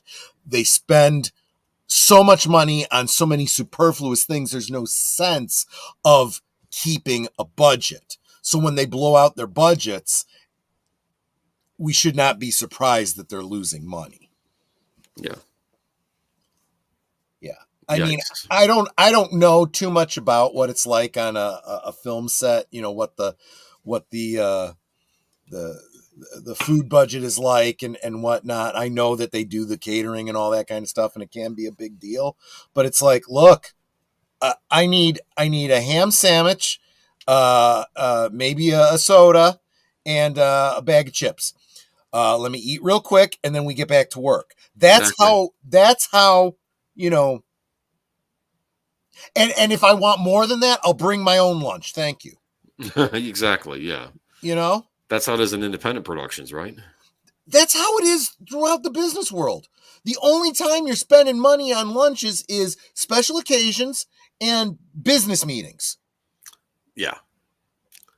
Let's see. As public criticism mounts, Feige is pulling the plug on scripts and projects that aren't working. Case in point, the Blade reboot with Mahershala Ali sign on for the eponymous role of the vampire. Things look promising for the 2023 release date, but the project had gone through at least 5 writers, 2 directors, and 1 shutdown 6 weeks before production. One person familiar with the script prematurely says the story at one point morphed into a narrative led by women and filled with life lessons. Blade was relegated to the 4th lead, a bizarre idea considering that the studio had 2-time Oscar winner Ali on board. What are they doing? This is your hero. This is your lead for the movie. Supposed to be. It's I don't even know if I like the idea of a PG-13 Blade movie. I don't know if that could work because I know it was gonna have to be PG-13 anyway. It's gonna suck. All right, they're gonna put a chick in it and make her gay. Literally. Well, no, they're gonna put chicks in it and make him gay. From what I've been hearing. Seriously. Oh no. Amid reports that Ali was ready to exit over script issues, Feige went back to the drawing board and hired Michael Green, the Oscar-nominated writer of Logan, to start a new speculation around town as that the studio is looking to make the film now slated for 2025 on a budget of less than $100 million, a deviation. Okay, so that's okay. And now you have your deviation where you post the link already. Yeah, I don't get it. Well, to be fair, I think them getting the budgets down is probably smart. Don't you? Absolutely. I mean, that, you know, it just goes without saying. They've got to cut the budgets on these things. And even more important than that, they need good script writers. They need character development. Look, you don't even need... There is a way, believe it or not, to do a sci-fi film, to do a superhero film, to do all of those with almost no special effects. You focus on the characters.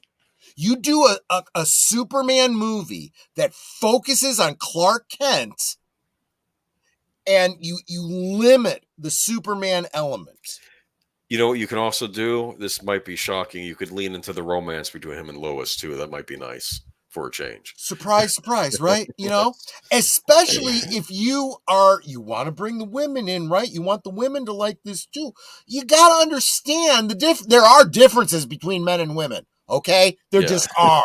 I know this is shocking to the modern generation, but there are differences. And what men and women and boys and girls like in movies are different.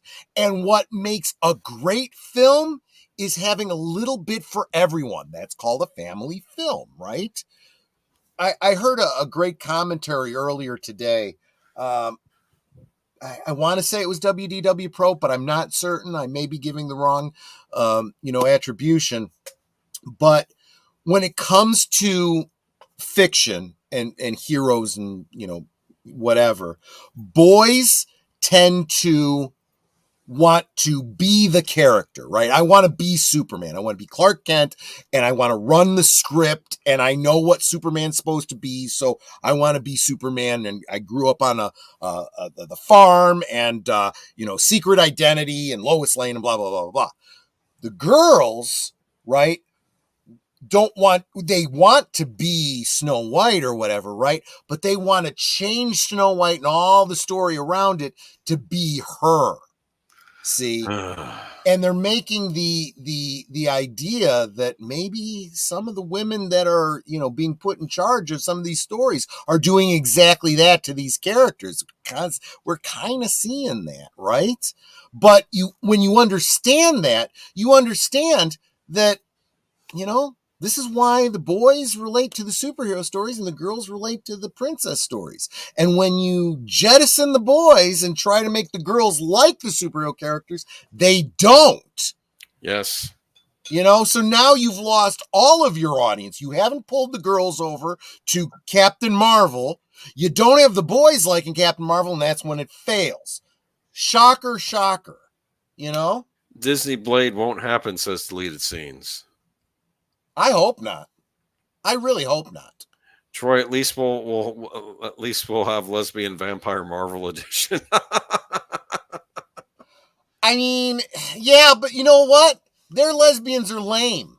There you go. Yes, yes. Right? I mean, they're like butch lesbians that nobody likes. Yeah. Well, let's move on. I'm sure this is not going to end anytime soon, but at least we finally have validation of the media that there's something rotten over at Disney and Marvel, and not just. I mean, can people start admitting it about Lucasfilm as well, and maybe even Disney primary as well? Can we just admit? You know that what? they I need a win direction? every argument I have online about this stuff. I'm like, you can bitch and moan all you want at me, and you can call me every kind of ismphobe you want, but you can't argue with the numbers. You just can't. The numbers are what the numbers are. They are losing money. They are losing money. They're doing nothing right. Yeah. All right. Let's Pivot move to gaming. Gaming. Well, this is kind of weird gaming because this is really just about a cancel culture thing. You know what? Their lesbians are lame. Troy Pacelli, 2023. Yes, you can quote me on that, Samuel Proctor. I'm okay with that. Now I can imagine. What is it? America Ferrera, was that her name? Yeah. Never mind. And saying you give a bad name to lesbians, vampire, or something like. Yeah, exactly. This is just bad. Final Fantasy 14 theme song vocalist Susan Calloway removed from KupoCon guest list over her liking of conservative tweets. Did I forget to drop the link? Forgot to yeah, I have the to link. do it separately.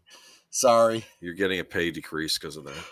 Well, it's not my fault they make these titles so long and you have to squeeze the whole title into the link. So, of course, it's a bounding into comics. Yes, our favorite. I like bounding into comics, but I hate their way links. they link them. Yeah, and their titles are very long as well.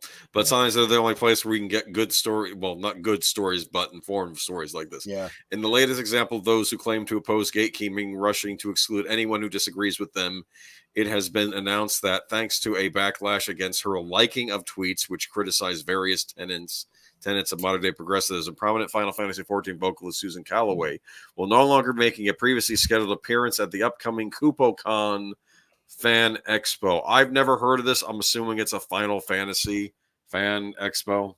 One would think, yes. Final Fantasy, that's the game series Magitech Mags is into, if you've seen her channel. Yes. Yes. Calloway, by all means, subscribe to her channel. It's a good channel. Yes.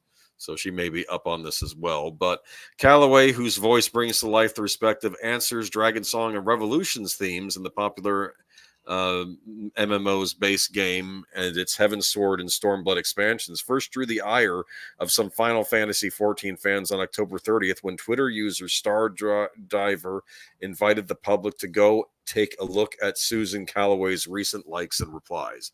Like clockwork, after social media activity was brought to light, Callaway was met with a wave of backlash from a large number of Final Fantasy 14 players, many of whom had immediately begun to call for the singer's removal from her upcoming appearances as both a guest at KupoCon and as a performer for Distant Worlds, the current ongoing Final Fantasy orchestral concert tour. Eventually, becoming aware of the outrage building against her, Callaway took to her since deleted personal Twitter account later that same day to address the situation, telling fans and critics, "Guys, it appears my account was hacked. I haven't been on Twitter that much, and I've been working quite a bit. I love you all dearly, and I'm firmly against hate of any kind. What is going on in our world grieves me. I pray for peace for all, that we could choose love over hate." However, Callaway's critics were not so quick to accept her explanation. Authoring one of the most widely circulated tweets regarded this rejection of Callaway's response, at Abstalls asserted, "I'm sorry for being cynical, but I can't just assume Susan Callaway has been hacked if she liked tweets like this since the beginning of the year."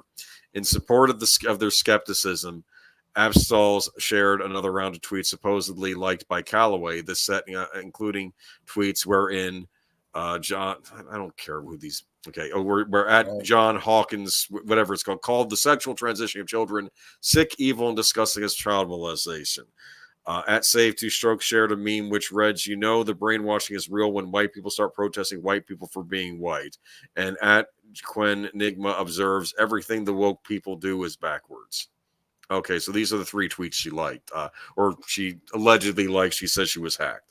And it would be out of deference to such fans that the aforementioned KupoCon would ultimately choose to disinvite Callaway from their upcoming event.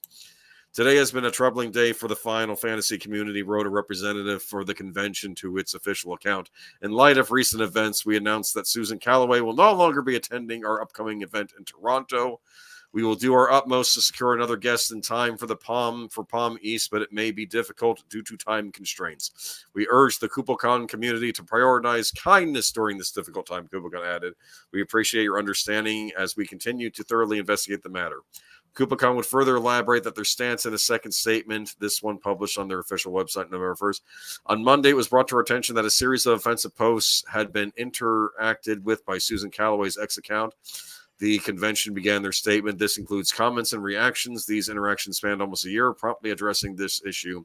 We reached out to Susan for clarification, recognizing that her account had been previously hacked. Regrettably, the ensuing events triggered a wave of abusive contents directed not only at Susan and her supporters, but KupoCon attendees and the KupoCon team.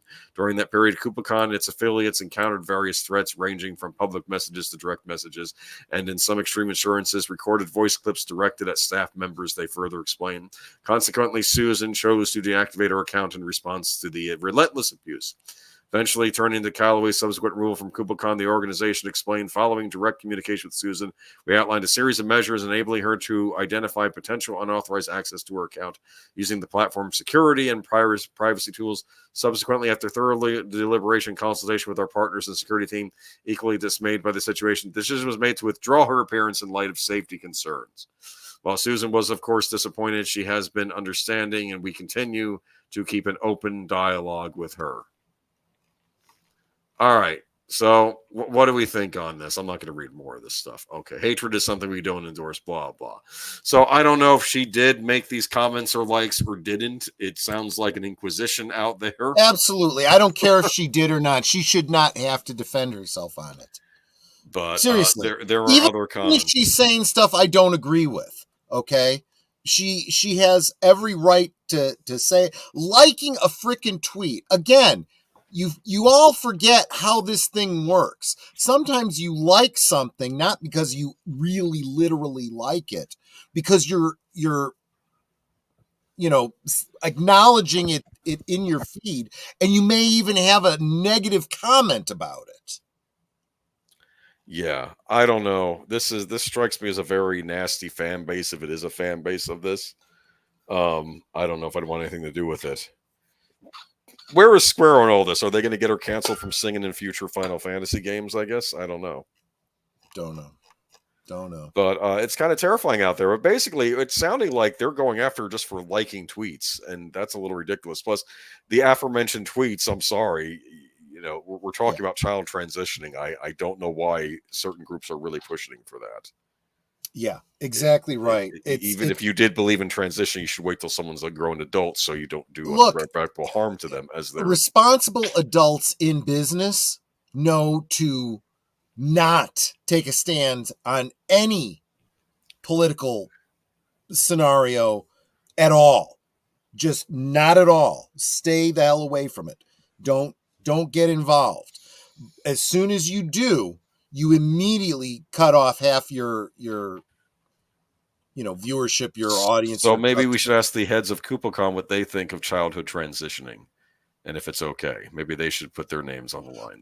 And this is really what it takes. You really need a media that would go and challenge something like that and say, so are you coming out and saying that you're okay with, child transitioning and, somehow, removing people's genitals is affirming something.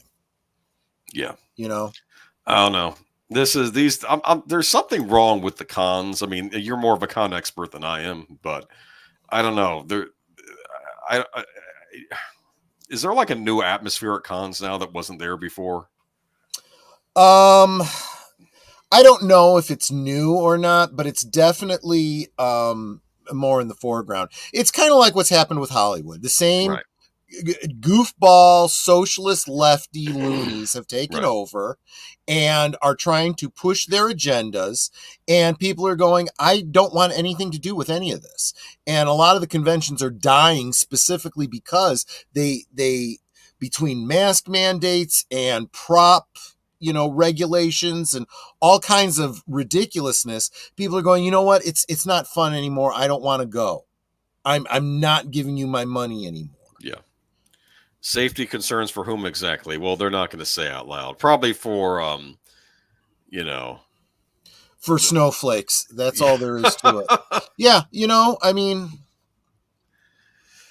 you need to bubble wrap yourself to protect the whole rest of the world. Anyway. Moving on.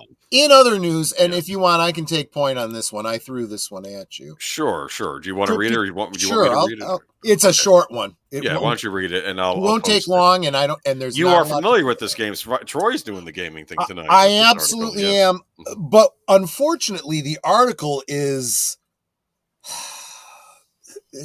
There are no editors left anymore. This is an updated article, and normally what you do when you update an article is you lay out what it said historically, and then you do an addendum.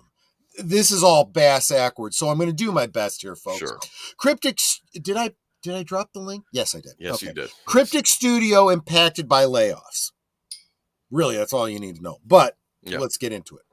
Then they give the update. Spokesperson confirms personnel changes as part of Embracer restructuring. Cryptic to operate under DECA, DECA Games, going forward. Okay, this article is by the deputy editor. She's a freaking editor. Okay. Marie Dilsharad, Italian. Okay, well, there we go. Okay. Okay, so starts with the update. A spokesperson from Cryptic Studios has confirmed personnel changes at the company to gamesindustry.biz as a result, the Embracer's as a result of Embracer's restructuring, the Star Trek Online developer will be operating under DECA Games going forward. Are you familiar with DECA Games, Age of Boomer? I am not, but you are, right? Okay. Yeah. No, not really. They're new to this. Cryptic is a company that kind of took over Star Trek Online from Perfect World or something like that. And now Okay. I guess they're being bought up by Decca. So I haven't had a chance to get familiar Okay. with them just yet. The Okay. spokesperson did not clarify the number of people impacted. As part of the Embracer Group's comprehensive restructuring program, Cryptic Studios will now operate under Decca Games, they said.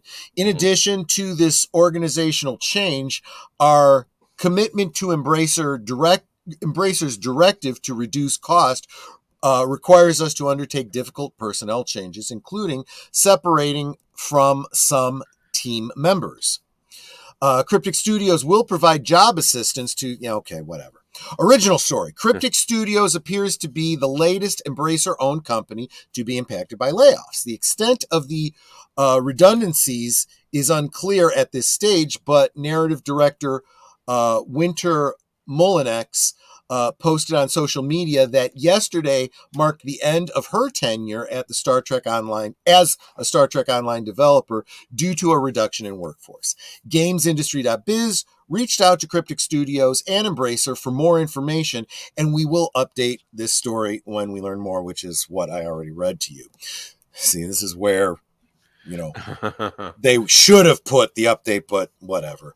Since the announcement of this restructuring program in June, Embracer has laid off staff at Crystal Dynamics, Gearbox Publishing, Digic, Beamdog, Zen Studios, and more.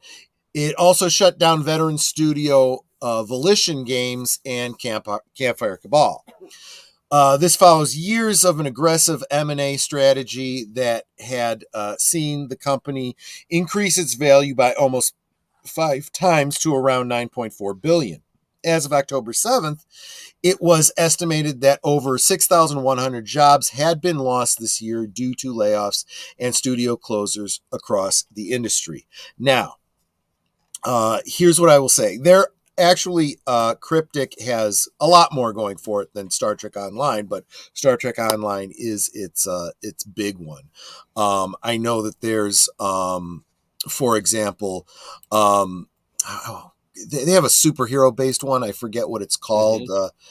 Champions Online.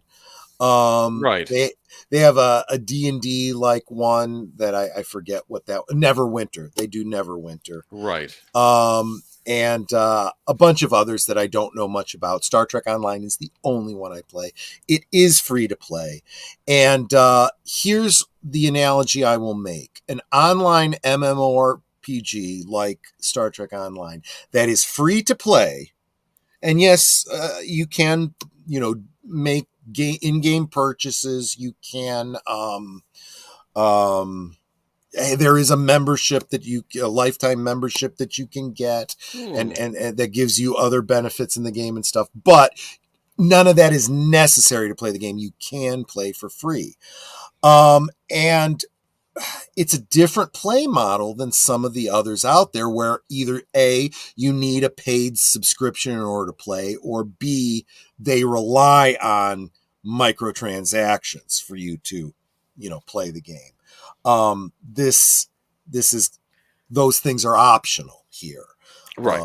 And full disclosure, I enjoy Star Trek Online so much that years ago I did buy or pay for a lifetime membership. So I get some of the pay benefits without that you get paying any more going forward. And I have occasionally done throw some money at it for, some in-game purchases just because, So, but yeah.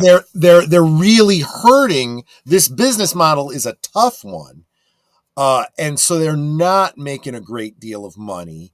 And so, things are getting tight and they're having to lay people off. The problem with that is it's looking like some of the people that they're laying off are people that were already stretched pretty thin to begin with. And yes. by that, I mean the devs, the people that fix the bugs and do updates and all that kind of stuff. And if that kind of stuff starts to suffer, you start to see the same kind of problems you see over at Disney in their parks, where you got rid of all the Imagineers that are supposed to make sure the rides are running and the keeping up on the maintenance and stuff, and then crap's falling apart and half of your things aren't working, and now no one wants to come to your park. Same thing is going to end up happening here if they're not very careful. This is a common problem with the game industry, though. Bungie was recently announced with a ton of layoffs after they were purchased by Sony. They were the people that used to make Halo, and okay. Of course, Microsoft still held on to Halo, so I don't know what Sony was purchasing, and it's just kind of sad.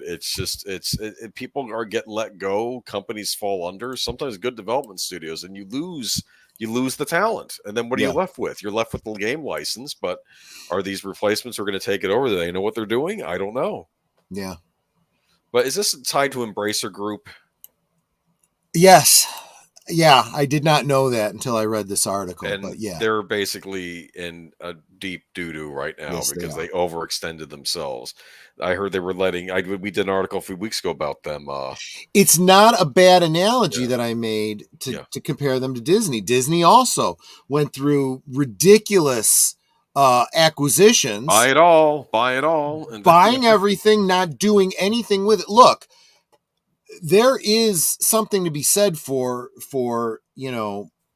strong offense, right?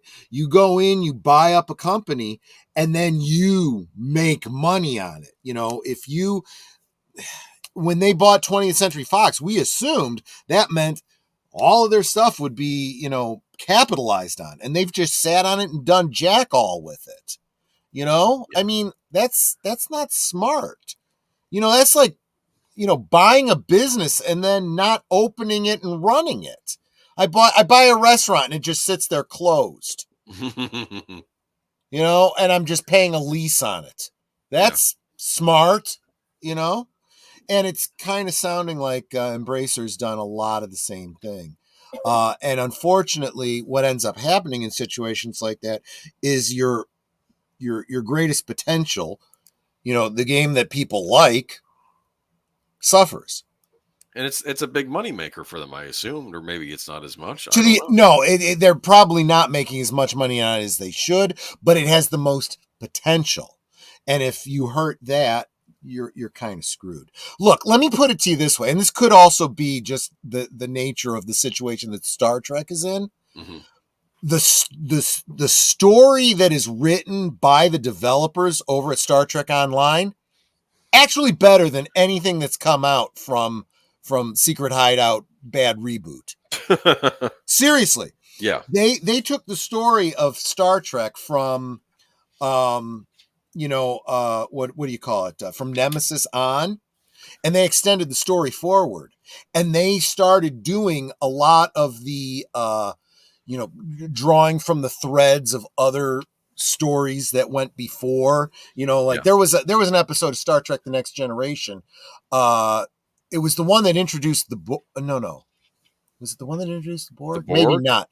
But it was a story that dealt with, there was some sort of a conspiracy going on within the Federation, right? And it was kind of going on in the background. Body snatchers. And it turned out to be the body snatchers, right? Yeah. And whatnot. Like the slugs or whatever. They got a message out to whomever. Well, why was that to get filled? Well, they got a message out, so I was expecting them to show up again, and we never heard anything. Well, Star Trek Online brought them back. Oh, that's interesting. It's actually a really, really good story, and they combined it with some other outstanding stories. The rich lore. They looked at the rich lore of Star Trek, and they said, "Hey, we could do some stuff with this." And so the Iconians who were mentioned have come back, and all these the Herc and the what about the abductors? Remember them? Yes, they get brought back too. They get that was something I expected them to come back, and we never saw, because they cut the series short. The alien abductors, remember them? Exactly. Something out of like UFO lore. What's really and you recall, there was because Worf and Riker, encountered them and whatnot. And that was a creepy episode, because Worf said, "Looks like someone cut your arm off and sewed it back on." Yes, and what's interesting is you do a mission where you end up going to their planet or their Right. whatever, and you're with Worf, with the voice of Michael Dorn, in fact. Wow. And for those that haven't seen the episode, he's like, "This looks familiar. I've seen I this remember before." that. Yeah, that And was a then good he episode. explains the story, and I'm like, "This is great writing." Yes. You know, they even had a great tie-in series with Brent Data, right? Right. The character of Data and B4 and all of that stuff that comes out of Nemesis. It was a multi-part novelization that they tied in with Star Trek Online. And, that all got shot to crap by season 2 of Star Trek Picard. But then season 3 of Picard kind of moved it back towards the story that, believe it or not, Star Trek Online did.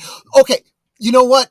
I've been going on about Star Trek Online, and I forgetting that most of you don't even have a frame of reference. If you saw the third season of Picard and you liked it, there was a lot that they took from Star Trek Online. Really? The Enterprise, the Titan, a bunch of the other ships that were seen in Picard came directly from Star Trek Online. Okay. Some of the story elements were taken from Star Trek Online. Some of the uniforms came from Star Trek Online. Most of the things that people are saying they liked about Star Trek Picard came from Star Trek Online. Really? Okay, so it sounds like this is the best Star Trek's been for a while on this online game. And unfortunately, We'll see it looks how like it it's goes in being the future. mismanaged. But we bring you the news, and we'll see what happens. And of course, if there's any updates, I will happily, maybe not happily, but I will definitely keep you in the loop on all of that. I'd like to welcome Mr. Matstick to the stream. Welcome. Oh, there you go. Good to see you, my friend. Good to see you. Let's talk about some entertainment that I think is going to be good going forward. Something to look forward to. We'll you are see. such a pessimist. I'm a pessimist because I know what company is producing this thing. Well, good point, but everyone who's you got a good point, because I could have said the same thing about Star Wars, right? Everything Star Wars did was great, and then they took over and it was shit. It can go either way. Let's talk about this. Did you watch the trailer, by the way? I did. Okay, so we can Looked good. Looks good, yes. Okay, picking up several years after the events of 2017's War for the Planet of the Apes, the 20th Century Studios franchise is back with a trailer for its newest chapter, Kingdom of the Planet of the Apes, set to premiere May 24th, 2024. With Caesar dying at the end of the last film, spoiler, I apologize, but you should have seen it by now. Not to mention that, you should probably know, what comes after it anyway, if you've follow the Planet of the Apes going back to the 60s. Well, I'm wondering, this is an example of a reboot that series that I actually really enjoyed. I thought that the starting with, I think, Rise and then Dawn and then War for the Planet of the Apes, I thought all three were good to great films, and I wasn't disappointed with any of them. I thought that it was interesting that we've gotten to a point with sometimes we complain about CG. I think this was good use of CG in these movies, because now you can produce realistic looking ape animals on screen, and you're able to do something they couldn't have done back in the 70s. Now, to be fair, the late 60s, 70s, those Planet of the Apes, we say they had pioneering makeup effects in those. So I'm not trying to pick on those movies. There was one shot in that trailer. Mm-hmm. It's a shot of a chimp from the character, from the movie, one of the main characters, I assume, riding a horse. Okay. Yes. Mm-hmm. And we've seen these chimp characters riding horses before, but what got me, and I've been doing a lot of, there's a YouTuber that I've started following who's a biologist who, he studies animals, and his shtick at Halloween is he'll take the Halloween decorations of skeleton animals and stuff, and he'll evaluate them, and he'll say sometimes, like, they're like a bird skeleton, he'll be like, there's a detail on here that someone really paid attention to. And I'm surprised because this is an easily overlooked thing. But then he'll look at the skeleton, in quote, skeleton of an octopus, and he'll say, skeletons don't have an Don't octopus have doesn't have a skeletons. skeleton. So, Yeah. or like the spider skeleton. Spiders have an exoskeleton. So They don't have an inside they skeleton. don't have insides. Skeleton Right, is on the exactly. outside of them. But he talks about the movement of he does this with dinosaurs, right? He's evaluated Jurassic Park and stuff like that. Very, very interesting stuff. The things that they get right, the things they get wrong. And he has talked about not specifically about Planet of the Apes, but the movement of gorillas and chimps and their portrayals in films. And I got to tell you, man, in this footage of this chimp riding a horse, I have never seen a more accurate portrayal of chimp anatomy and movement. Okay. As I have here, it did not look like, and let's face it, going back to the original, Planet of the Apes, it was people doing the best they could to act like apes. Yes. And they're still basically what it is. It's just instead of makeup, it's more CG and right. whatnot. It still used motion acting too, though. Exactly. Andy Serkis, I think, is in this as well. He's not playing Caesar. I think he's playing one of Caesar's descendants in this movie. Yeah. But this particular, it was almost like if that was a human being on a horse, doing motion capture, it's like they weren't even using the bottom half of his body. Okay. It was just, I was blown away. It was, well, if you haven't seen the trailer, the trailer I think is linked in this article, so you can go check that out. But good stuff. So let me read the article a little bit, and we'll. Sorry, I started. No, it's okay. I mean, getting excited about. Let me explain something to you. I want this movie to be good, right? I don't want. You think, oh, you want to see Disney fail? No, I actually just want to see them make good movies. I know this is a weird thing. I'm not about.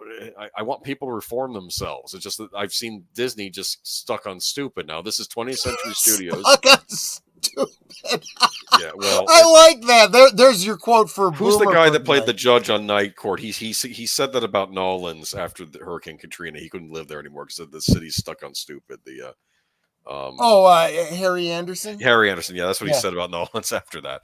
No, this is what I said too. It's like if you keep trying to build back, in the same place that keeps getting flooded, it's kind of on you, dumbass. Well, I think also there was other stuff going on in the city after that besides just the environmental damage. Well, there's that too, yeah. But anyway, let me get to this article. Picking up several years after the events of 2017's War of the Planet of the Apes, the 20th Century Studios franchise is back with a trailer for its newest chapter, Kingdom of the Planet of the Apes, set to premiere May 24th, 2024. With Caesar dying at the end of the last film, I already said that. Yes, the fourth entry in the modern Planet of the Apes saga will be set several generations following his reign. That's a good idea. Yeah. I don't think is Andy Serkis going to be coming back in some capacity? No, I told you. I think he's playing the descendant of Caesar, which is perfect. He's kind of taken on the Ronnie McDowell kind of role, right? Kind of, yeah. Actually, if you think about it, yes, he is. He does the voice acting too. Well, yeah.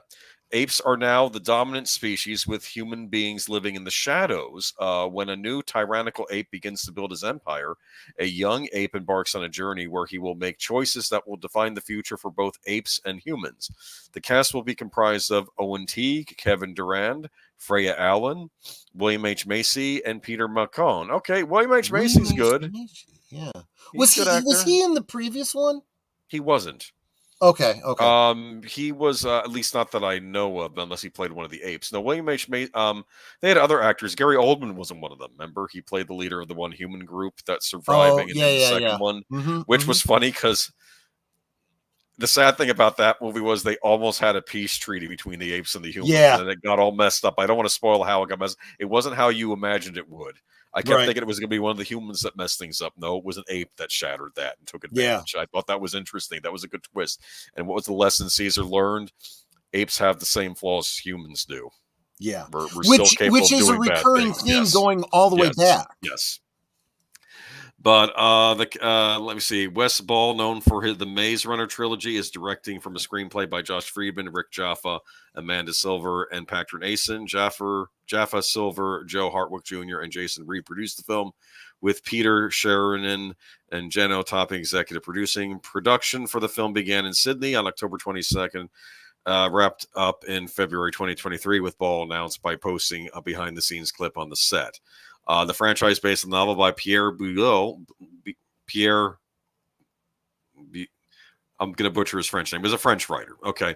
I think it was called Monkey Planet. That's the exact translation. Has amassed more than 1.7 billion at the worldwide box office. The original series consisted of 6 films, it consisted of 5 films. Unless you count the made-for-TV movie. I'm not counting that Tim Burton movie. Okay, the original series. What about the series? And what about the cartoon? Okay, the series was all. I think I watched an episode or 2 of that. It wasn't bad, but I don't know. The reboot series was then announced, and then its installment Rise of the Planet of the Apes was released in 2011. It was followed by Dawn of the Planet of the Apes in 2014 and War for the Planet of the Apes in 2017. People always look to Marvel as like the big movies of the 2010s, but I think those Apes movies were big too. Yeah. I know War underperformed from what 20th Century Fox wanted it to. I don't think it did terribly, but they probably expected to do more. Disney acquired 20th Century Fox April 2019, announced more films in the franchise go into productions. I know that Bob Iger was big. He was actually wanted them to get the Apes license. He wanted the idea of putting ape stuff in Disney parks, from the Planet of the Apes movies. Yeah. And theoretically, there's no reason why Disney shouldn't. The old Disney couldn't shepherd this and make it something good and, continuing on what was already built up, because you can basically have this be a new trilogy, or this could be a standalone movie. It could be part 1 of a new trilogy if it does well. I don't know. It looks like they're not going with the Taylor storyline just yet, which is maybe all for the best. Maybe they can wait on that a little while longer. They can literally, as long as they're doing well, they can just keep going. Yeah. But eventually, see, I'm wondering. They set it up in the first one that the astronauts got lost in space, so that was set up, right? So and they can bring that into it later on. Yeah. So what they have to do is they have to decide how far in the future it goes. You basically need long enough for the Statue of Liberty to get buried, right?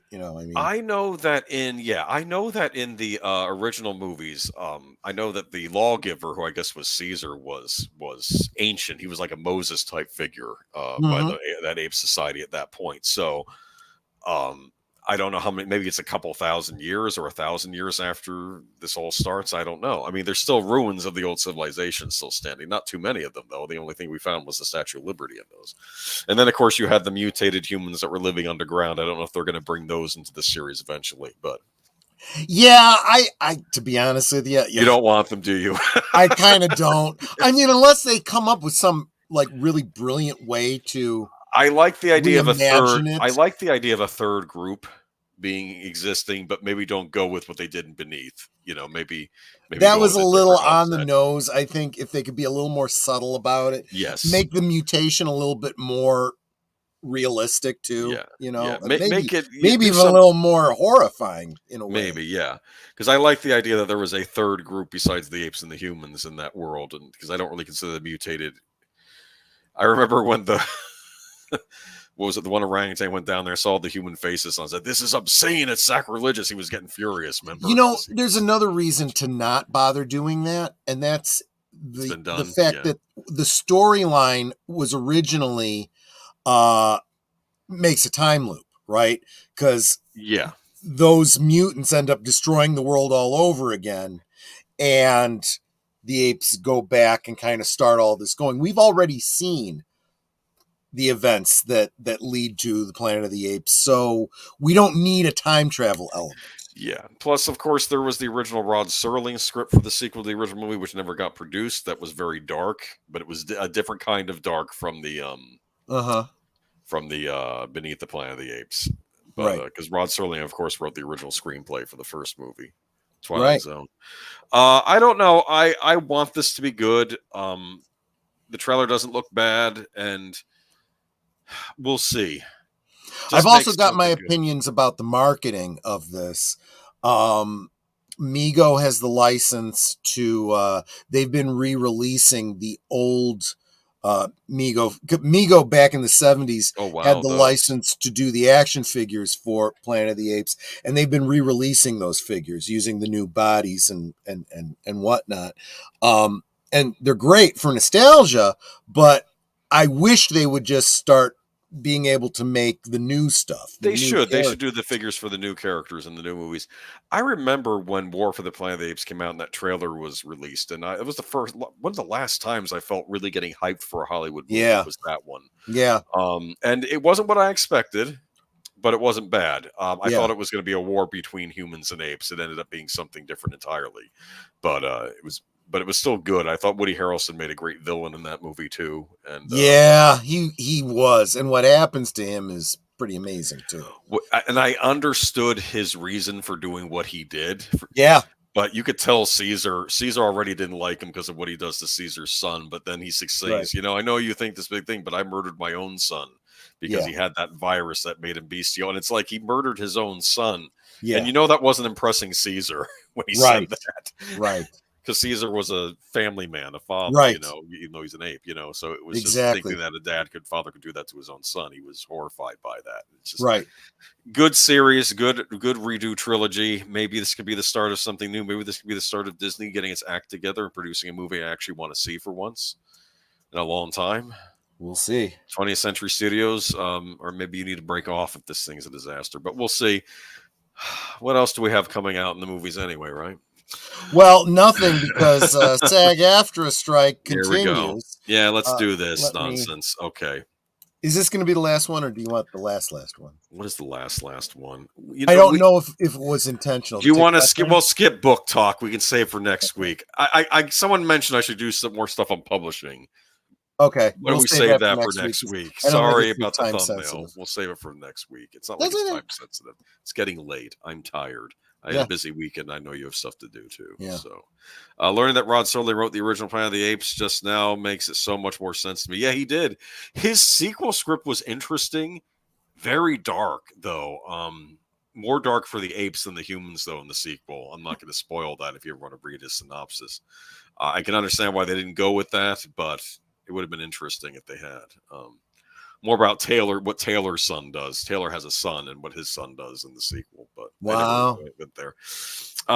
SAG after evaluating studios' last, best, and final offer. Okay, so I guess this is a do or die now, right? And I don't know if you have any news on this. I do. I have an update, so let's kind of gloss through this. I'll and just then we can gloss get through to this. that. Okay. Hollywood studios and major streamers met with SAG after leadership on Saturday to present an overarching package of proposals in an attempt to end the actors' strike. The union dispatched a note to its members after the meeting ended saying the negotiation committee is now reviewing what it says is the company's last best final author. It also urged members to ignore outside conjecture and rumors. After a staff review on Saturday, the union's negotiating committee will convene on Sunday to discuss terms. So I'm assuming this is the studio's this is like maybe they're being more generous than they were. So let's try and end the strike. Yeah. This is a very good deal for them. They've gotten almost everything they've wanted, and they came back for more, says the source, adding that unless a deal is reached within this week or by next week, it means we're finished. Okay, well, I don't know what that means. So what's your news? They say yes or no? So this is the update. SAG-AFTRA may take another day to respond to studios' best and final offer. SAG-AFTRA may take another day to respond to the studio's last best and final offer as the union's negotiating committee continues to weigh its next move. The studio's last talked to union leadership on Saturday afternoon when a large group of CEOs sought to make clear that they will not make further concessions. After that meeting, some members of SAG-AFTRA negotiating committee expressed dissatisfaction with the studio's offer. At least 4 of them retweeted a post that urged A-list actors to pressure the studio heads to come back with better terms. The time has come for you to put pressure on the CEOs, wrote the poster. Chelsea Schwartz, a SAG-AFTRA strike captain. Call the studio heads, shout at them on social media, tell them to accept our deal. You can help us end the strike and save our profession.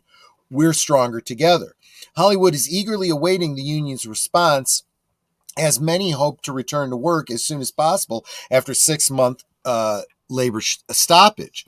During the brief Zoom meeting on Saturday, SAG-AFTRA leaders advised that they would need more time to analyze and discuss the studio's offer before giving their response. It was left unclear when the union would respond, though at least some of the studio's side hoped to get a response on Sunday. Let me pause and make a comment here.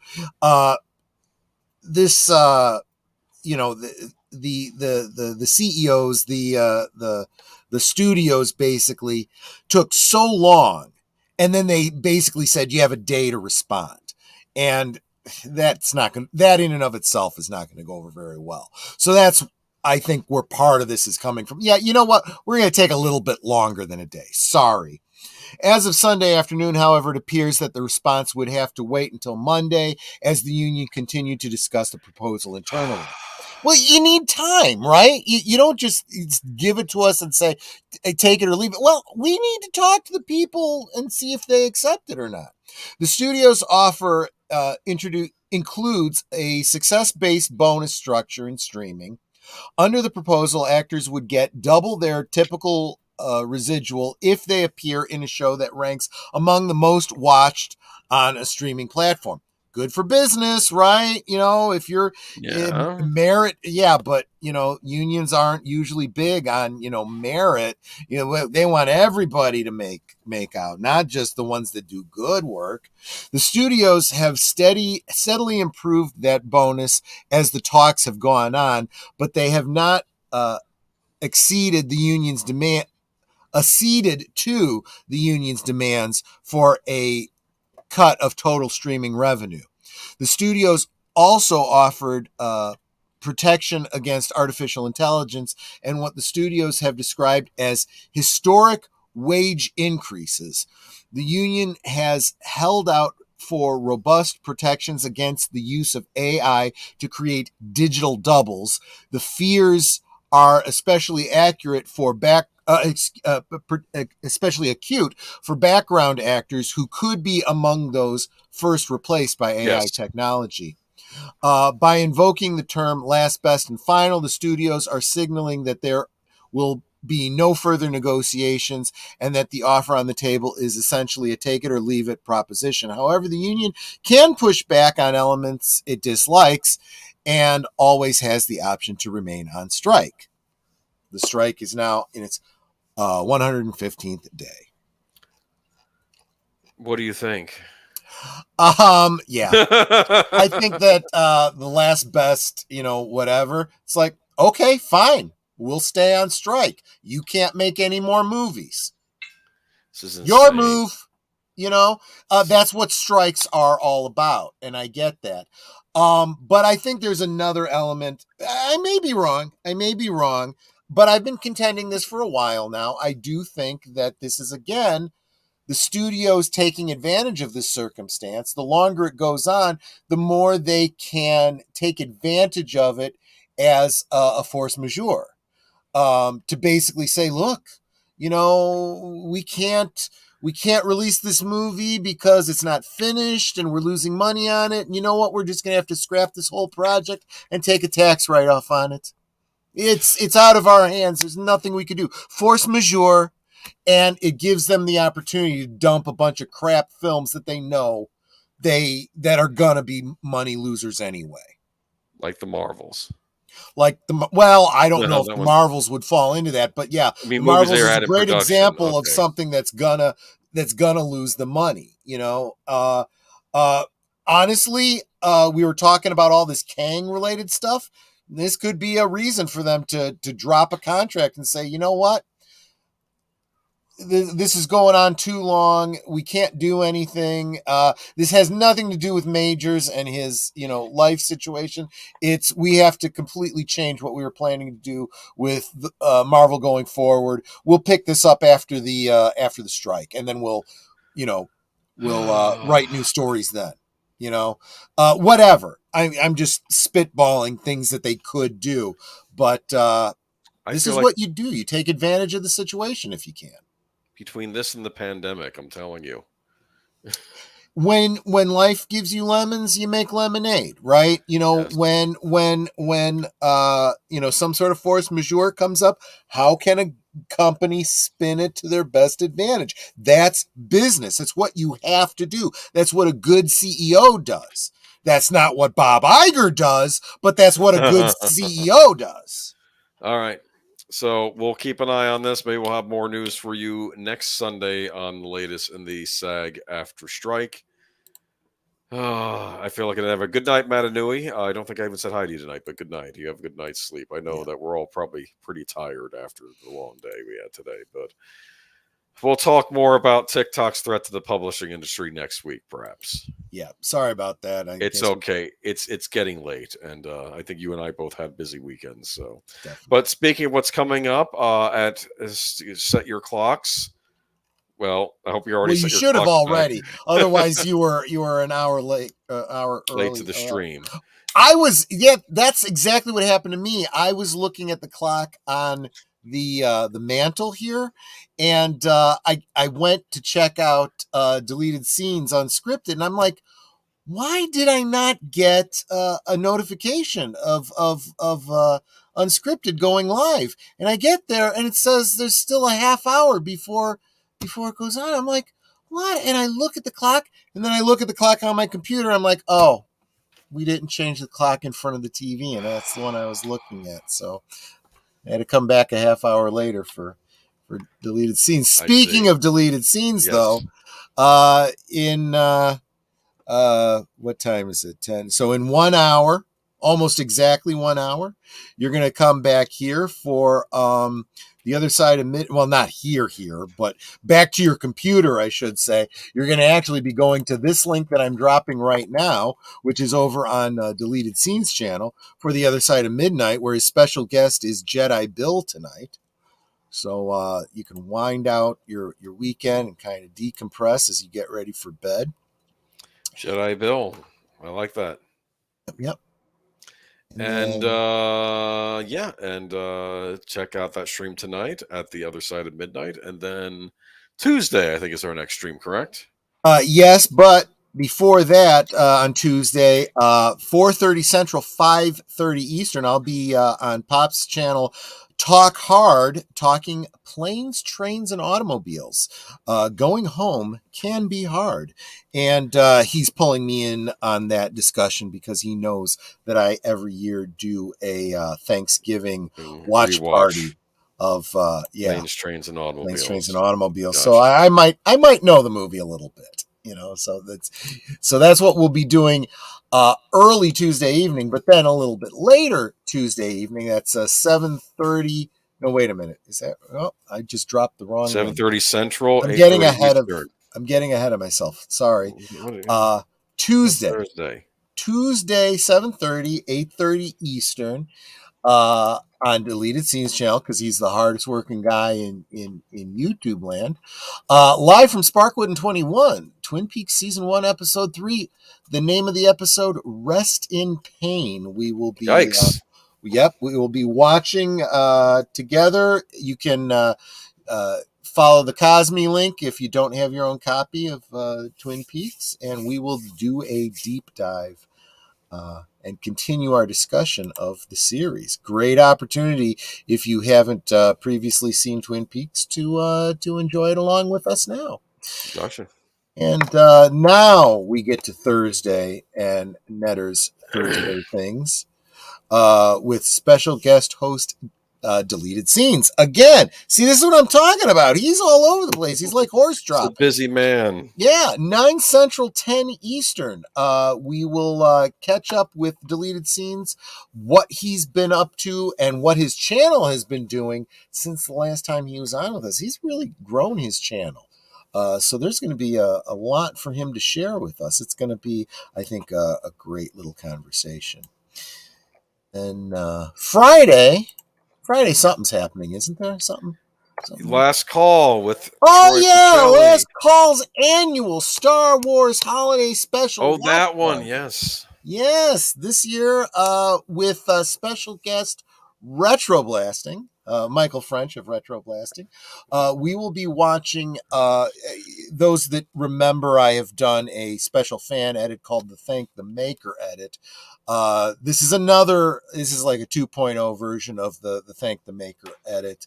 A couple scenes have been changed up a little bit, and some voice acting by a couple of other YouTubers. We'll talk a little bit about that on Friday. I think that'll be a lot of fun. Hope you guys can be there for that. And then Saturday over on Netters Network. Actually, you know what? I missed something. Earlier on Friday, before last call, uh, Big Al is doing a watch party with Deleted Scenes again. I mean, Deleted Scenes has a stream like almost every day this week. He does. 2 on Sundays, He does. He's a busy man. They and this will be a rewatch of Red Sonja. Red Sonja.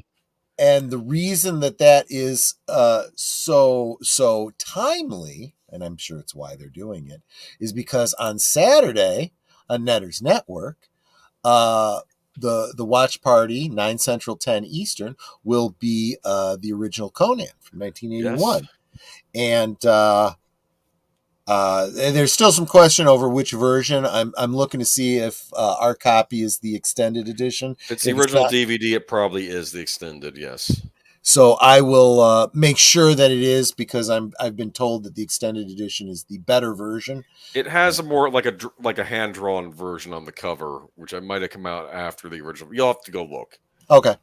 If it has an audio commentary track in the DVD, then it's the extended. The one where Arnold and John Milius are talking about the movie. If it has the audio commentary, it's probably the extended. Just so you know. Okay, so there you go. So that is the week in review. Do you know what the first audio commentary I ever heard? What movie it was for? Conan? 12 Monkeys. Was it really? Yeah. It was in a film class, and the professor had the laser disc, had the audio commentary. He says, watch the movie first, and then come in and we'll listen to the audio commentary in class. And I was like, what's an audio commentary? What? You can fit 2 tracks on a laser disc, and one has the director talk about the movie? It was the first time I ever experienced it. It was Terry Gilliam. Food for thought. Nice. Back before DVD, laser discs. Yeah. Great little book ending to the show, Boomer. Exactly. I thought it was. Yes. All right. So y'all have a good week. Check out the streams during the week. We'll catch you next time. And as always, yeah, you need a good regular outro, some sort of a saying or a slogan. Hope for the best, prepare for the worst. Okay. There you go. Take care, everyone. Please, Kingdom of the Planet of the Apes, be good. I know.